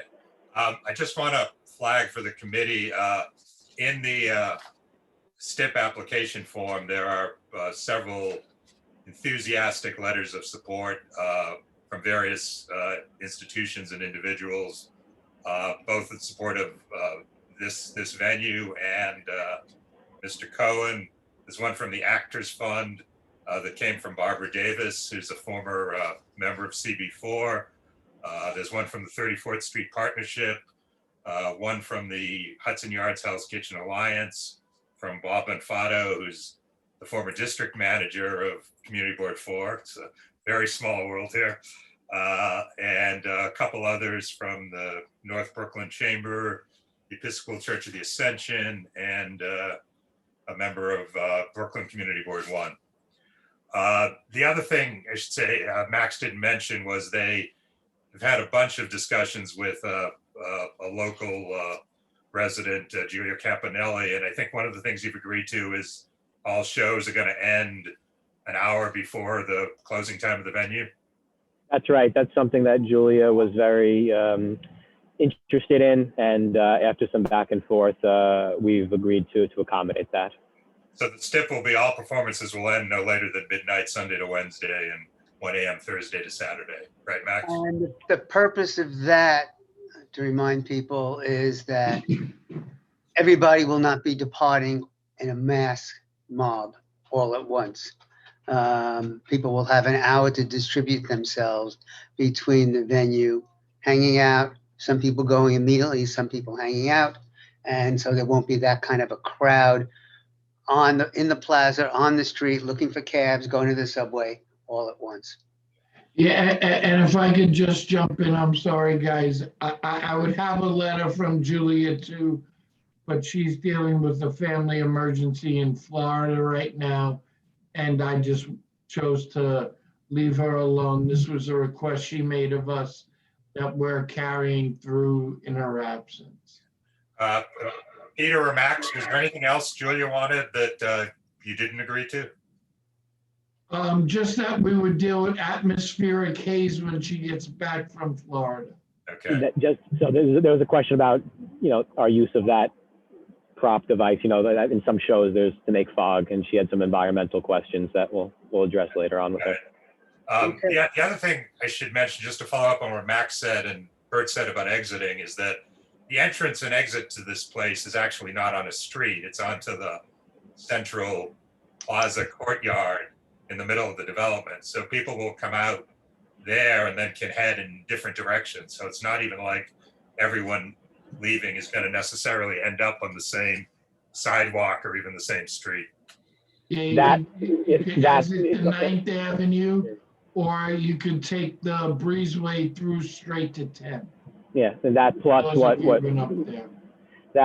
Bert already mentioned, which is that, in addition to people having multiple directions that they can go in, they're not all leaving at the same exact time. So there won't be this mad rush of people, not to mention the fact that the theater itself is not even that big. It's, as I said, it's a 160-seat theater. All right. Any committee members have questions, comments? Yeah, hey, go ahead. Go ahead, Rob. I just, on your application, it says see something for hours. Where are your hours? It's at the end. Yeah, so you couldn't find it in all 180 pages that we gave you? Yeah, I'm having a little difficulty. I just sort of, it's easier if you just stick the hours on the application for us. It makes it a little bit more convenient. What fair are enough. your hours? Yeah, fair enough. And the only reason, Rob, why we did that is because the cafe and the restaurant have slightly different hours. But so our hours are for the restaurant. You can find it on. It says method of operation. It's the it's one of the attachments in there. I know there's a lot. So for the let's start with the cafe. For the cafe, it's 7 a.m. to midnight, Sunday to Wednesday, 7 a.m. to 2 a.m. Thursday to Saturday. The restaurant and the theater are noon to 1 a.m. Sunday to Wednesday, noon to 2 a.m. Thursday to Saturday. Okay. So the tables outside, what are the hours for those? Because you've got the Eugene right across the way, which is residential. Good call, Rob. And I should have mentioned that we have a very small little outdoor seating area that's going to be associated with the cafe generally for daytime use. We'll close that outdoor seating area at whatever time that you normally require us to. I think it's 11 o'clock with no music or anything else out there. So, Rob, they've agreed to the Okay, usual. and then there's no outside sound coming out to entertain your outside cafe people, right? no, not at all. It's there's no operable windows or French windows or anything like that. And it's really just a few little kind of like the parks, like the seats you might see at Bryant Park for people, you know, to have some amount of outside, mostly during the day. So, yeah. Okay, I just get concerned about the hours past really 10 o'clock during the week. That's all. Okay, thank you. Whatever your normal request is for outdoor space, we've agreed to. Okay, Christine? Yeah, that sounds very exciting. I was wondering, and we are now talking about after the recovery, right? When everybody start to make money again, whether we could have some opportunities to invite some underserved people from schools, from the neighborhood, and get them to, you know, attend some of those representation. And so if you had a program like that, it would be very nice. And Christine, not only is the short answer yes, but I think Pete can give you a little longer answer as well, because they've already actually given that some thought. Yeah, so Christine, we've already started doing some of that. Josh has, like, I had to stop on all of his philanthropic work in Brooklyn. We've already had conversations with Parody Productions, which is in the Times Square area. The schools we're happy to work with. We could, you know, on a broad scale, we could work with Brookfield and Arts Brookfield. And what we want to do, I'm sorry, but very specific. Smaller tenants, and I know this is right in Josh's DNA, and it's something he's actually looking forward to. So working, you know, with Fulton Houses, the Hudson Build, the Elliott Chelsea, and the other major projects we have in the neighborhood, and really kind of outreach to them and give them some opportunity to attend. If Nelly wants to send us a list, we'll start working on that. Yeah, we're absolutely open to all of that. Yeah. That'd be wonderful. Absolutely. We really appreciate that. Yeah, it's really great. Thanks. Okay, anybody else? Yeah, I got one more question here. What does it need for a DJ or live music if you're going to be a restaurant with a theater with background music maybe in the restaurant? Yeah, good question. So the theater is, you know, although we will have, you know, Broadway shows, performances, we've partnered with Wagner Johnson Production Company, which are Tony Award winners, to do, you know, productions. They're also, from time to time, have, you know, a musical performance, live music performance, seated, of course, at the theater. So that's the live music component to it. DJ was something that we did discuss with the neighborhood stakeholders when we did our outreach. The idea there is for, on occasion in the restaurant, to do a sort of, you know, homage to the old school supper club, where we would have dinner and some light dancing in the restaurant, or excuse me, in the cafe area downstairs, which is a very small space. So that's the DJ piece of it. Okay. CB4 is also your neighbor. We are literally, our new offices are right smack behind you in the lofts. Who are you? I'm sorry, who is that? That's Rob Walker. Yeah, what he's saying is CB4's offices Oh, okay. are right next door to ours.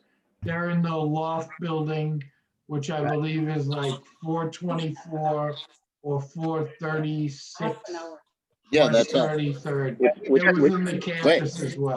Which means Great. they'll have their eye on you. That's great. Well, hopefully you'll be guests of ours. Also. Okay.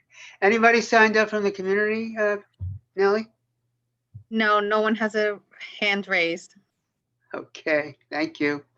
Frank, you want to summarize if we have any steps here? Yep, there's just the one additional step that all performances will end no later than midnight, Sunday to Wednesday, and 1 a.m. Thursday to Saturday. Okay. And those times are an hour earlier than the closing time of the venue. That's right. Okay. Do And I hear? outside seating. Hours for outside seating. They've answered that question already, the usual hours, 10 and 11. You know what I would know. I be just wanted to helpful make sure it though? was in the stipulations. What would be helpful is to have one of those pages we have, for the hotels where we have multiple locations. It's in attachment 3 in the submission we've made. Yeah, not quite, because you don't have the outdoor cafe there. Sure. So I would complete that. Max, can you revise that one page and just put? Yeah, I mean, it was, to be honest, the outdoor cafe was so minor, it was almost an afterthought, which is why we didn't want to clog up the with too much information. But it's a fair point, and we'll revise to include the hours of the outdoor cafe. Stuck everybody else, 10 and 11. Thank you. Yeah, no problem. Okay, do I hear a motion? Motion to approve. Do I hear a second? Second. Okay, all those Thank you in very favor? much for your time. But we haven't voted. Oh wait, not yet. Oh, okay. All those in favor? Aye. Opposed? Abstaining, present not eligible? Thank you, good luck. And he's the CB member. He should know what. Thank you, sir. Thank you, everyone. Good night. Good night. Thank you. Okay, moving along, number 6, 113, 117, West 24th Street. This is a new hotel, Chelsea 24th Street manager. It's on the north side of the street between 6th and 7th. Yes, good evening, members. Always good to see you again. I apologize that I'm not appearing via video. I don't know quite what's wrong. I think it's on my end, not sure, but it's good to see everyone. I'm joined here. I'm the attorney for the applicant, and I'm joined here by Gary Maida, the general.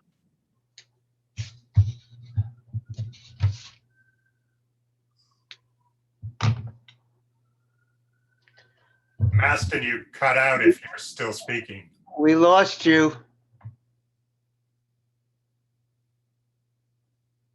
Are you there, Maston? Nope. Nellie, do you see the telephone up there?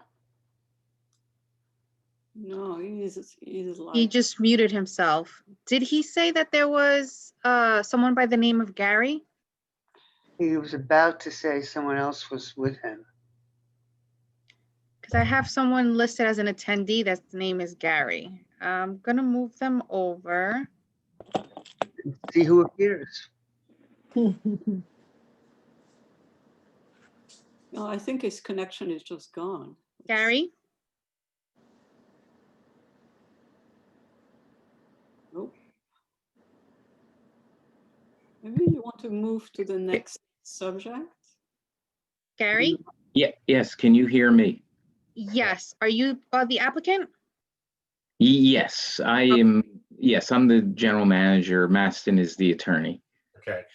Gary, we seem to have lost contact with your attorney.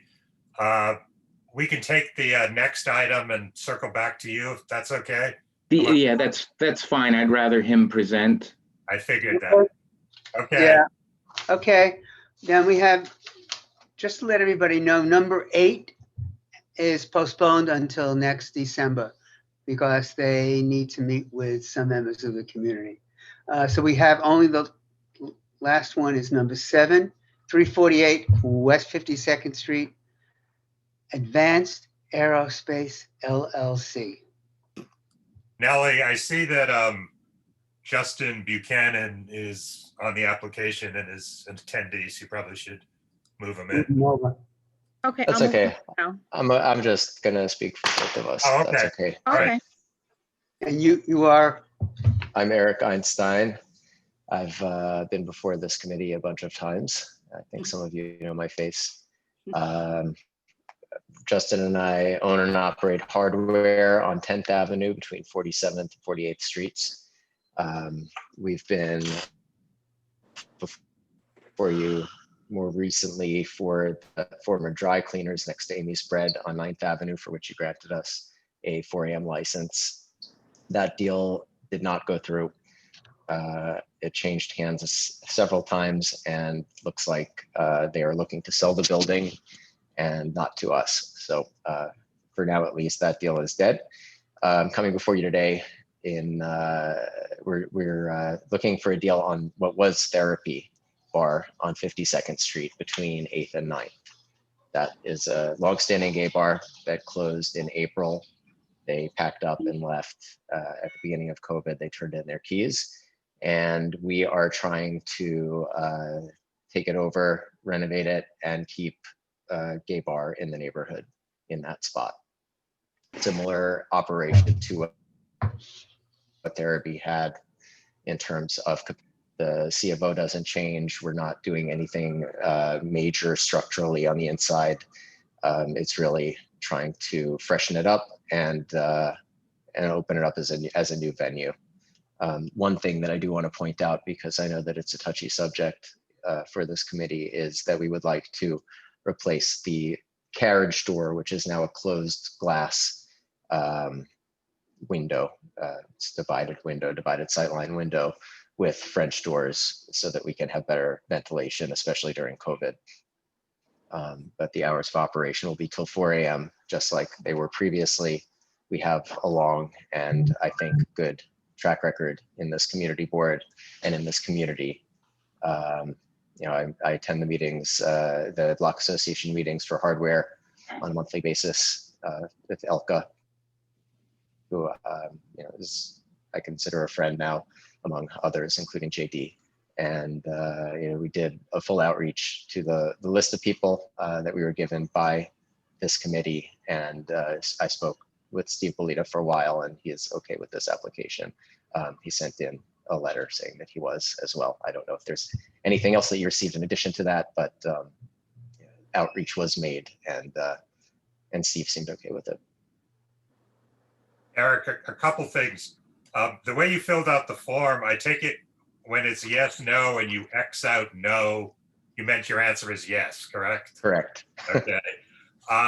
You X'd out live music, but given that you're talking about having live performance, I think it's probably better if we keep that in.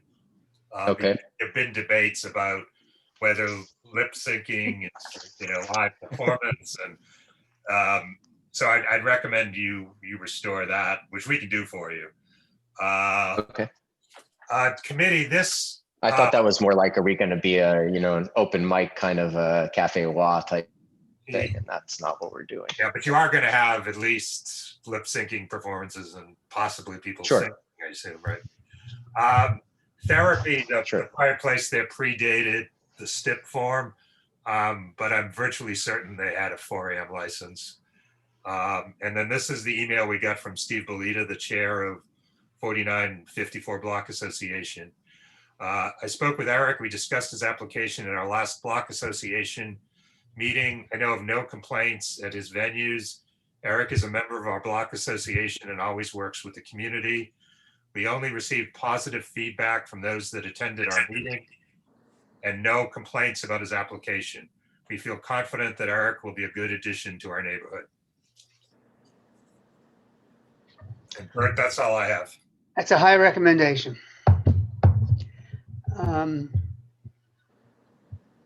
I just have one question. Where'd you get Advanced Aerospace LLC? I just make up some silly names when I'm creating these companies. And I have them sitting. There's always one that's not in use for the next thing. Okay. I just didn't know if you were from Seattle or where were you coming from? I didn't know. I'm from the Upper West Side. Any questions from committee? Remember, I can't see, so if you have anything, go right ahead. Steve Anyone? Belita, if Steve Belita approved it, I'm good. Me too. I make a motion. Wow. Second. Wow. Wait, we should ask about the public. Nellie? Is there anybody else? Sorry. That's There's- okay, Rob. There's one person with the raised hand. Okay. Hold on. Eric? Yes, hello. So I used to also go to therapy back when it was still open. So I'm excited for this bar to stay open.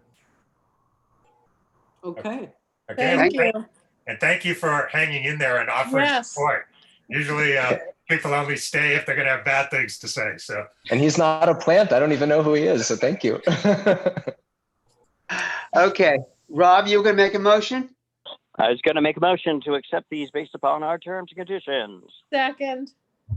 All those in favor? Aye. Aye. Opposed? Abstaining, present, ineligible? Looks like it passed. Thank you. Have Very a good night. good luck. Maston, are you back? The fast at 4 o'clock approved. Yes. Oh my gosh. Hi, good evening, members. Can you hear me? Yes. Yep. Okay, I hope it continues. I apologize. It's great to see everyone again. I am having trouble with the video as well. As long as audio continues, I think that'll suffice.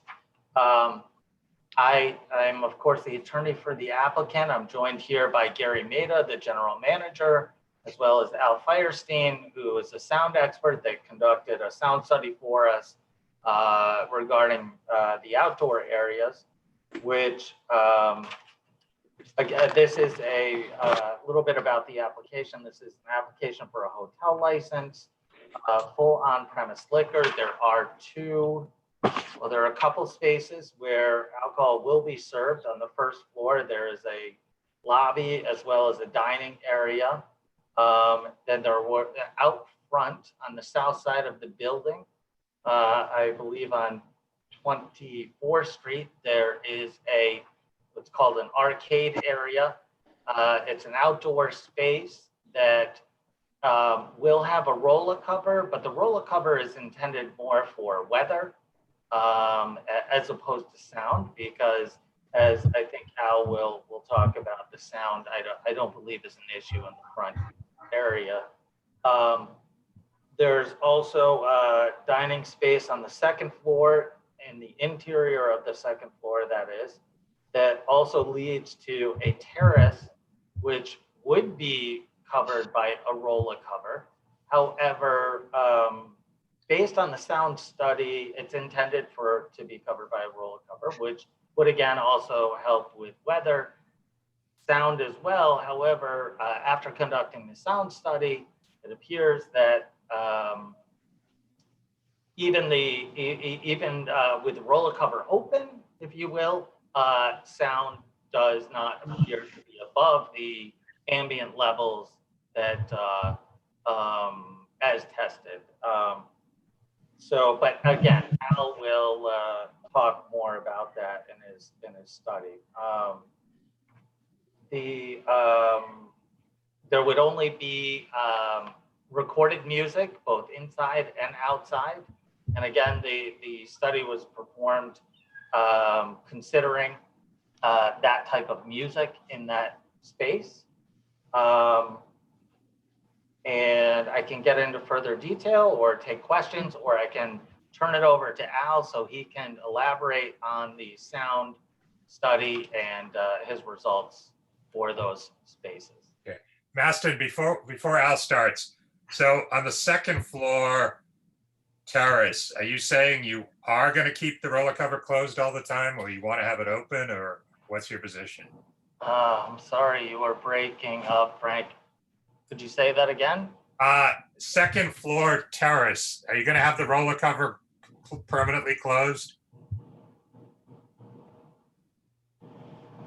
Well, I apparently am still having difficulty hearing you guys. Gary, I don't know if you can hear me. Gary, can you answer the co-chair's question?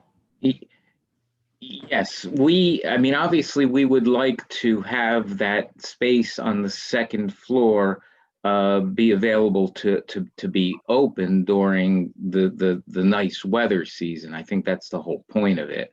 And I think Al, can speak to the sound levels that are not going to be intrusive at all. But no, the intent is really would be to have that during the warm season, to have that available to be open. So Bert and I did a Zoom video tour of the space, and Bert's actually walked around there a few times in the past couple of days. We have, for people who are not aware, this is on the north side of 24th Street, close to 6th Avenue, immediately to the east of the hotel is small building, and then a very new, large, high-rise residential on 6th Avenue. Across the street, immediately on the south side, is another hotel. And on its west side is a office building, a WeWork type of office building. And behind them is another hotel on the 25th Street, and some mixed residential and commercial buildings. And some small old residential on 25th Street. What concerned me, and it's a mixed neighborhood in terms of residences, commercial space, probably predominantly commercial. I didn't see any signage announcing that you're applying for a liquor license. And maybe you sent it to the buildings, personally delivered it, but I was just, my concern was you had enough space on the billboards, on the enclosed walkway in front of the construction. You have lots of signs up for different reasons, building permit signs. Could very easily have put up announcement for the community board BLP, and I didn't see any. Right. And when we talked at the small meeting we had, we also suggested you put it on lamp posts and other things so the neighboring buildings could see it. Yeah, they were, if I can interject, I personally posted 8 posters on lamp posts as well as the facade of the construction site. There are 8 different postings on lamp posts along 24th Street between 7th and 6th. In fact, on each corner of 6th and 24th and 7th and 24th, a street light post has postings. There are a total of 8 scattered around that were put on there on Friday. Well, just maybe they didn't last the week. That's a possibility, because I was there yesterday and today. Gary, did I'm sorry. Oh, I'm sorry, Bert. They're not there today. Right. Wow. Yeah. Because I think we even have photographs. If you said it, you did it. That's okay. Well, I think photographs are good. I mean, looking at this is Tweet. Looking at one of the other applications, they had the sign posted, then they taped to it like an AM New York with the date on it, and for that very reason. I have no doubt that they didn't. I'm sure they put it up. Yeah. We certainly did. So if you have those photographs, that'd be great. Sure, I do, and I sent them to Maston, but I can resend. Okay, and Maston, if you could send them on to Nellie. Thank you. Maston or Gary, did you ever? We have several calls into several agencies on the zoning questions we talked about. Did you find out anything more? So I'm getting about every third word, but are you talking, did you mention zoning? Yes. Yeah. The reseating of the hotel, the zoning, and where you're going to be placing Yeah, as to whether a roller cover is permitted under the zoning laws out front. And does it increase the floor area ratio or not? Is it considered interior space if it's permanently enclosed? Again, hearing only pieces. The short answer is no, I have not been able to find out from a zoning perspective if that is an issue. In particular, out front, I think the second floor terrace is okay. But you did raise a good point that out front does that create an issue? My understanding, of course, is no, but still working on confirmation. Okay. Christine, the issue we have, and maybe you remember, is, you know, all these hotels had to be built with this setback that we don't like, but was required. So my question was, if you put a roller cover thing in that setback space, I remember that. Does that somehow contravene? Right. I remember that. The And I original have the intent answer, of the zoning. obviously. But I have a few factual questions. I'm not sure I'm following the application. So on the page, which is essentially 3 of 9, which is where you show the different spaces and the capacity, and it's all very, very helpful. Now, when I get to the hours, it doesn't look like you have answered the question. So can you take us through that on the space, floor, lobby, public space, dining, kitchen? Is that open 24 hours a day? Maybe Gary, you can answer that because obviously Maston is. What space are you referring to? So indoor, the dining space, the intent is to be open from 6 a.m., serving breakfast, lunch, and dinner from 6 a.m. until 2 a.m. The bar being open until 2 a.m. That's the interior space. Okay. And all right, so now I'm looking at the enclosed outdoor arcade / dining space. Right. First question is, on this one, you are going to put an enclosed, you are going to enclose it or not? The intent is to use this roller cover more for weather than anything else. Okay, so this one will have the roller cover all the times, not just Yes, permanent. all the time. Okay, That's correct. And then what are the hours on this guy? Wait a second. So this. Slow down. But not closed all the time, correct, Gary? Well, this is the entrance to the hotel. So the area, the space is obviously open. It's never going to be locked. It's the entrance to the hotel. The activity in the seating area of this outdoor space is to have it available until probably 10 p.m.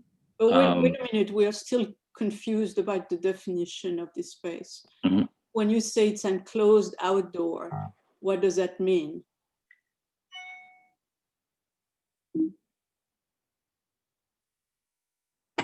The space is enclosed because of just for weather, so that people can sit there and enjoy a cocktail. Enclosed. You are saying it goes to the outside. That's the entrance.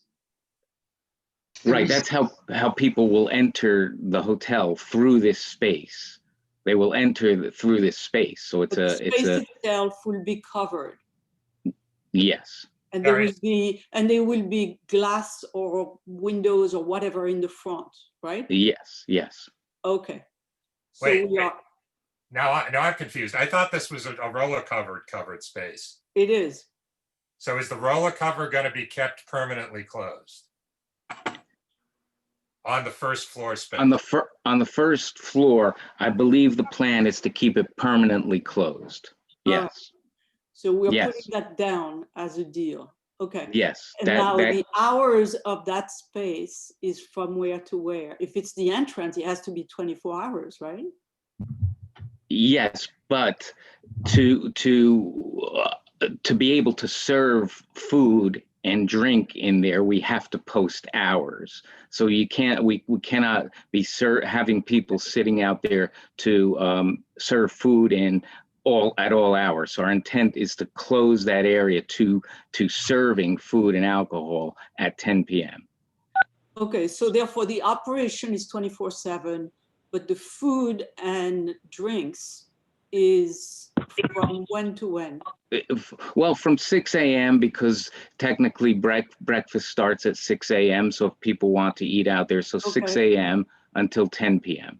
Okay, so that's the food and drink part of it. Got it. Okay, I'm getting closer here.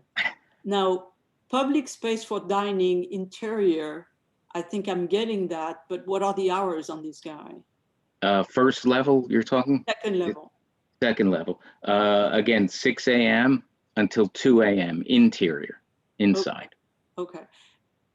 All right. And then now we come to number 2, second level, public space for dining. And that's where you just told us that the terrace would be with roller cover during the winter, but would be essentially open during the summer. Yes. Kind of. Okay. Got it. So what are the hours of operation of that space? So we would ideally like to have that with the same hours of operation as the indoor space. So from 6 a.m. to 2 a.m. However, we're willing to concede on the hours of the outdoor space if it's an issue. So if we have to concede down to midnight or 10 p.m., then that's what we'll do. Okay, so you would be ready to take the same hours that are available currently in our Sidewalk Cafe, which is 10 and 11.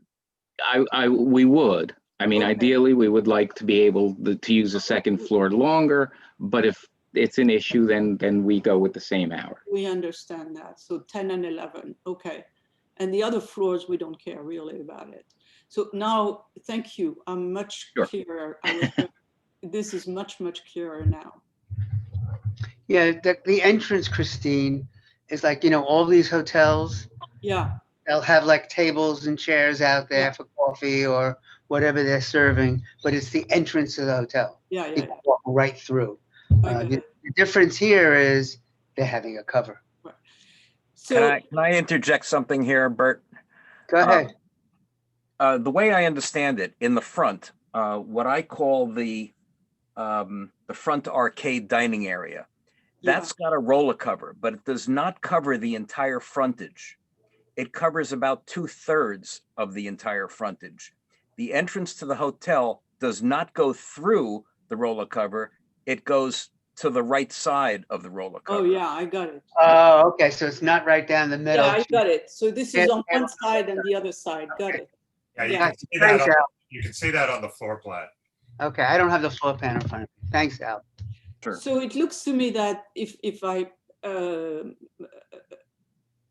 summarize that, it looks to me that the open issues is, whether it is open the whole time and what are the hours of operation when it's open. And I think we, on level 2, because I think on level 1, we don't care too much about that.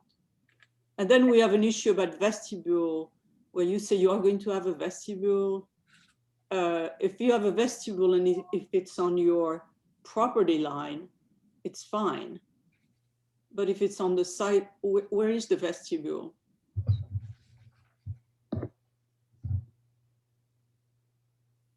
Gary. The vestibule, Christine, is that, I think it's that little area. You see where do you have the floor plan? No, I don't. I'm not looking at that right now. Oh, okay. So the door from the street goes into this area, a small area that seems to have 3 doors opening from it and going in various Yeah, directions. but they are saying storm enclosure, so I don't think they are going to have a storm enclosure, right? I don't know the answer to that. We would prefer if Hey guys, looking at the blueprints here, if I was facing the hotel and 6th Avenue is to my right, the entrance is pushed back. And then once you go through those 3 doors, there is a little vestibule. And then it's sort of kind of on a 90-degree angle. It's where you have these like glass doors that open and close. No, I got that's that. what it looks like on the blueprint. So I think as a stipulation, you may want to say that it's the storm enclosure only on their own property or something like that. You know? Yeah, well, That sounds good. given this design, that's where it would be. Right. So that's it. I mean, you know, it's up But to. Christine, the other issue is music in the roller cover spaces. I believe we have only recommended approval of places with roller covers that were on the low level. Permanently closed, no music, 10 and 11, and even the doors had to be closed at 10 and 11, you know, to keep the music from inside getting out to the roller cover space. Yeah, I personally think that first and second floor music are you know, problematic. Even having an open space is not consistent with our guidelines or where we are concerned. But so. Yeah, this is Matt, and I was, you know, I'm joining by phone here. I think everyone can hear me, and certainly understand your concern. But the you know, respectfully, the studies show that the sound just is not an issue. So, you know, that being said, you know, I think it's a little, I don't know the good term, but I think it certainly would be appropriate to allow some music to at least, you know, recorded background in the spaces if the sound studies do permit that type of sound. Right, but Bastion, as we talked with you, I guess it was last month, at least my concern is that, you know, we haven't had one of these in the district yet to know how well they work. Right. And what we do know, because this terrace is in one of those, you know, donut hole spaces where sound bounces around, we do know they're problematic without a roller cover. So we, you know, we're being cautious, and I guess what my personal view would be that we, you know, you have the usual steps we've been asking for, and if it turns out that the thing works well, you come back and we can modify them. Okay. Yeah, I mean, that's just my view. So you would say, Frank, that the music is only when the roller cover is on? I would say my vote would be the roller cover's got to be closed all the time. There's never music, at least in the second floor space, roller cover space, and that space is empty at 10 and 11. Right. Which is what we did with last month's hotel, and have done, as far as I know, with all of the recent recent rear yard terraces. Yeah. I'm in agreement with that. At least initially, they could come back if necessary once they open. I agree. Yeah. Hey, I just want to add a few things in here real quick, guys, if it's okay. Okay. Yeah. Looking at the building, granted it's their plaza and it's pushed back, but to the right adjacent, that's still a residential tower right there. And yeah, you could do sounds from inside, great, but they're still, I mean, from the way that the blueprints are showing, okay, you have got a glass wall in. Okay, first of all, when the designs are submitted, having them like not finalized and shaded is sort of kind of a bad indication to us. You know, we'd like to see things that are, you know, set in stone pretty much, so we could say, hey, do this, do that. It looks like the shelter around it, it looks like that's actually a permanent wall, the enclosure for the exterior arcade. And then you've got an emergency exit, which is right by where your delivery area is. Now, in between the restaurant on your first floor level and that enclosed area is actually a glass sliding wall. So if that isn't open, if we could have it to where there is like no music or nothing playing when that wall is open between the two, if there's going to be any opening at all. And then if you're looking at the building, that northwest corner, there's all residential in that corner. And even though it's second floor, you're going to have people looking out their corner, hearing that, seeing that. So if we could, as everyone suggested, have a permanent roll down, also have no music out there at all.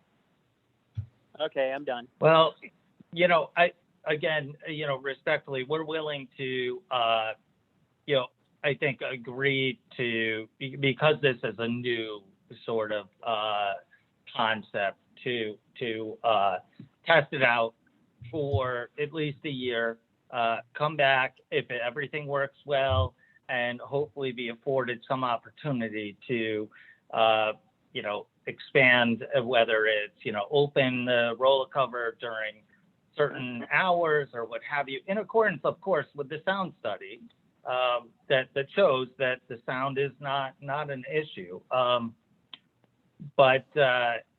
So I think we're willing to do that. As far as restrictions out front, you know, again, it's really that in particular is not. Al, I mean, if you could elaborate a little bit about. My understanding is that the sound out front is even less of an issue. That even the roller cover, really itself, is not required at all. It's more, you know, that the applicant would like to use it to provide shelter from the weather. Okay, first of all, it's my understanding that the roller cover would be closed in the front, the arcade, in the front arcade on the first floor. However, if the same limitations to music are applied as I've recommended for the second floor rear terrace, in both places, music and voices will not be an issue for anyone on 24th Street, on the north or south side of 24th Street, or in any of the buildings in the back on 25th Street. And the reason for that is that, first of all, you have to understand that the roller cover is not the same as an open terrace. It's very, very different. When the roller cover is open, it's not all open. It's actually less than 50% open because of the way, in this particular design, the top slide, the panels slide and telescope.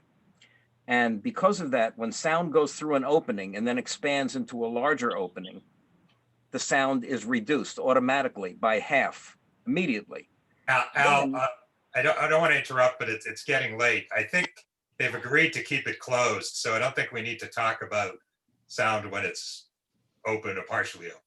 Okay, well, in that case, just let me remind you that the study showed that open or closed, if the music is kept at a background level, which I've defined as 80 dBc, measured 3 feet from any speaker, there is no issue with it open, and certainly not with it closed. If you look, you'll see it's below the ambient level with the music, as well as in the nearest residential window, as well as way below with it closed, way below.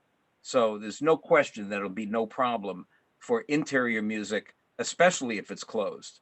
Okay. And I think the most. Thanks, Al. Yeah. So members, would you be willing to take a little bit of a chance and allow background music in the area while it remains closed? I would definitely. I mean, it will remain closed. You mean the first floor front? And the second First floor front, You know, okay, ideally but it the would be both, hold on, but- Ro- one at a time, please. I think if we say that it's enclosed, even though I understand it's a roller thing instead of a wall, and they are going to respect those hours, and we may want to say also that the music certainly stop at 10 and 11. I think there is some space for experimenting with on the first floor, giving the music. I don't know about the second, because the second floor has so much exposure to residential that I wouldn't want to take the risk of there. I just have a question to my fellow committee members, and as I'm trying to learn this, didn't we vote on something very similar last month? And we voted we that did. there was no music and speakers had to be facing internally and the roller cover had to be closed the entire time. Right. Yep. That's correct. That was a high, was that the Yeah. high rise? Right. Now that was, that was Hyatt 24th Street, and I was the 42nd. attorney. But then I- also, there was a whole group, or earlier, there was a whole group of residents who came and were very agitated about it. Yeah. So where are they? Agitated about this application? No, it wasn't about this application, Christine. Oh, no, I'm confusing, I'm sorry. So- This is like the third hotel in 3 months. yeah. Carrie, to answer your question, I believe the applicant has agreed to basically everything that the applicant last month did. The one thing being discussed is that this applicant has a first floor front roller cover space, which last month's applicant did not. So in some sense that there isn't direct precedent for that, because I think the issues are a little different when it's on the first floor and in the front. Right. So I think the open question is whether we want to allow them to have background music in the first floor roller cover space. So we agree that the second floor will have sort of the same stipulations as the previous application that we heard. And sorry, could you just tell me what the hours are again for the ground floor? I'm Thank you. sorry. Yeah, the roller cover space is 6 a.m. to 10 p.m. And then the internal first floor lobby dining is 6 a.m. to 2 a.m. That is way too long. Can you imagine waking up on a Sunday or Saturday at 6 a.m. with people out there and you're residential? You don't want to hear that. This is the lobby. Well, you won't No, hear this it. is no. Rob, this is the lobby. I mean, people are going to go in and get. Oh, I into- thought you meant the second floor in the back. No, Sorry. no, we are talking Not about the back, the this first is not floor. the back. Right. I mean, Well, you're not. I'm good with the background music on the first floor. From 6 to 10 and 11 on weekends. Our standard hours. Could I just interject for something? I want to tell you something. You were mentioning about the Hyatt Hotel. In my report, I just pulled that up. Perhaps the reason why everything was supposed to stay closed, because in my report, I said everything has to stay closed on that roller cover. I have two charts, both show closed roller cover, and I'm reading from the report, the roller cover top and sides will remain closed. Just Yes. wanted to clarify that. Yeah. It's different. It's different from this job. Yeah. A different situation. But we've also, this is probably our fifth roller cover, so we've. And it may be our fifth roller cover, but none of them are in operation, so we have no track record. Right. Right. Yeah. Yep. Which is why we with the 24th Street, we did, in my opinion, try to really be exceptionally reasonable with the members and the committee, and agree to no music outside, even though with the 8 speakers, the study shows with the 8 speakers, it still was fine. But we want to be a good neighbor and not and work this out. So I understand there was precedent, but we intentionally said, okay, to work together. We got it. Yeah. We got it. Yeah. Frank, where are you? Let's try to wrap this up. I think Where are you? the open issue is whether we want any background music or no music in the first floor front roller cover space. And, I think where are you? music. Where are you, Frank? Really on the fence. I guess, I'm hearing Rob's concern, part of me thinks it's on the sidewalk facing the street, but I'm hearing Rob's concerns. So, and particularly with it opening at 6 a.m., if the roller cover for whatever reason doesn't work, it has the potential to be disruptive.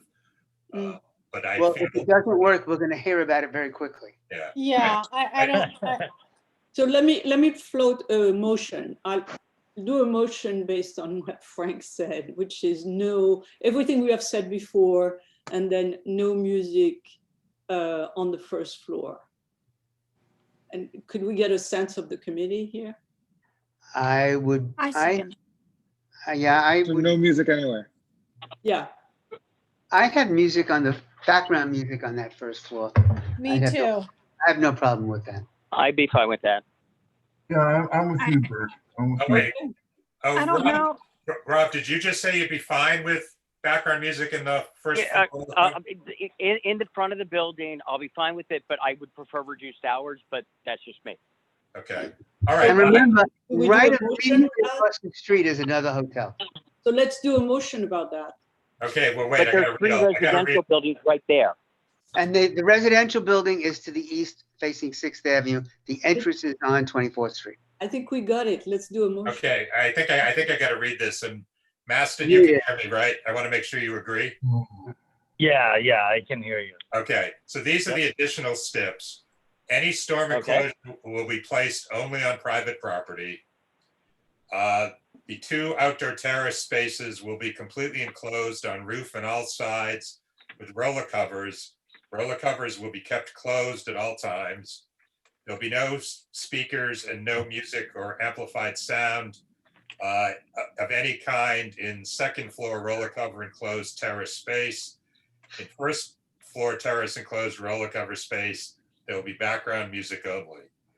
Applicant agrees to implement all recommendations of revised Acoustalog report, and all doors and windows opening to roller cover enclosed terrace spaces will be kept closed after 10 p.m. Sunday to Thursday and 11 p.m. Friday and Saturday. And then on the STIP form, and Maston, if you could do a revised version of that page 3, that's the chart of every space. Okay. So, and Gary, we went through this with Gary. So in the hours column, we want the hours for food and drink. And what Gary told us was the lobby, indoor lobby on first floor is 6 a.m. to 2 a.m. The first floor arcade roller cover space is 6 a.m. to 10 p.m. Both of those have background music. The second floor dining interior is 6 a.m. to 2 a.m. And the second floor roller cover terrace is 6 a.m. to 10 p.m. or 11 p.m. on weekends with no music. Okay. And then on page 4, just to be consistent, we want to answer yes to the questions that say you'll keep all the French doors and such closed whenever there's amplified music inside or after 10 and 11. Okay. All right. Was the back? Real quick, Frank, did you say Hold no on, monitors? hold on, or Rob. no- Ryan is talking. I'm sorry. Yeah, did you say that the back patio opens at 6 a.m.? That's what they asked for. I think that's too early with the residents. Okay. Yep. Even with the roller cover? 9. Yeah, 9. Well, wait, 9. but it's going to be closed. It's going to be closed with the roller cover. But it doesn't Right. matter. You're still going to get noise bleed off no matter what. A bunch of people out there eating So, 3 o'clock in the wait, morning Rob, when you're Gary? trying to have the weekend. Hold on, Gary, is that okay if we make? Yes, absolutely. That if 9 you o'clock is good. if you need 9 a.m., we'll go with 9 a.m. That's not a Thank you, problem. Gary. Thank you. Thank you. Gary. Rob, did you have something else or were you going to make that same point? No, I just wanted, I know We we resolved discussed it, speakers Rob. and outside sound. I was just qualifying that by saying no monitors or no monitors with sound, like watching the game. Oh. TV monitors, he's saying. TV. Outside. So you want to say music / sound? I don't know. Yeah. Okay. Well, we said no speakers and no music or amplified sound of any kind. Yes, that's I good. think that covers TV screens. Okay. Add it I just want in to case. make a motion. I want to make a motion. Second. Wait, let's hear her motion first. Well, the motion is everything that Frank just said. Yes, Okay. she's already said it. Good. All right. enough. Just With to the be new clear, hours. And Maston, you and Gary, you're okay with everything I read? Yes, sir. Okay. Thank Yes, you. sir. So we have a motion and a second. All in favor? Aye. Aye. Opposed? Nay. And one opposed, abstaining, present not eligible. I think we did it. Okay. Did it. And All right. and Gary and Maston, if you could get us that new chart by November 23rd. Oh, Yes. absolutely. Okay. Absolutely. Get that to you this week. I think we, do I hear a motion to adjourn? Yes. Motion to adjourn. Second. No one wants to talk about outdoor dining? Oh, no, please. What? We just need to do the form, right, Nelly? Right. Yeah, I was kidding. All right. Thank you, everyone. These things. Bye-bye. Thank you. Thank you all. Thank you, Good night, Al. everyone. Thank you. Stay Bye, well. everybody. Bye.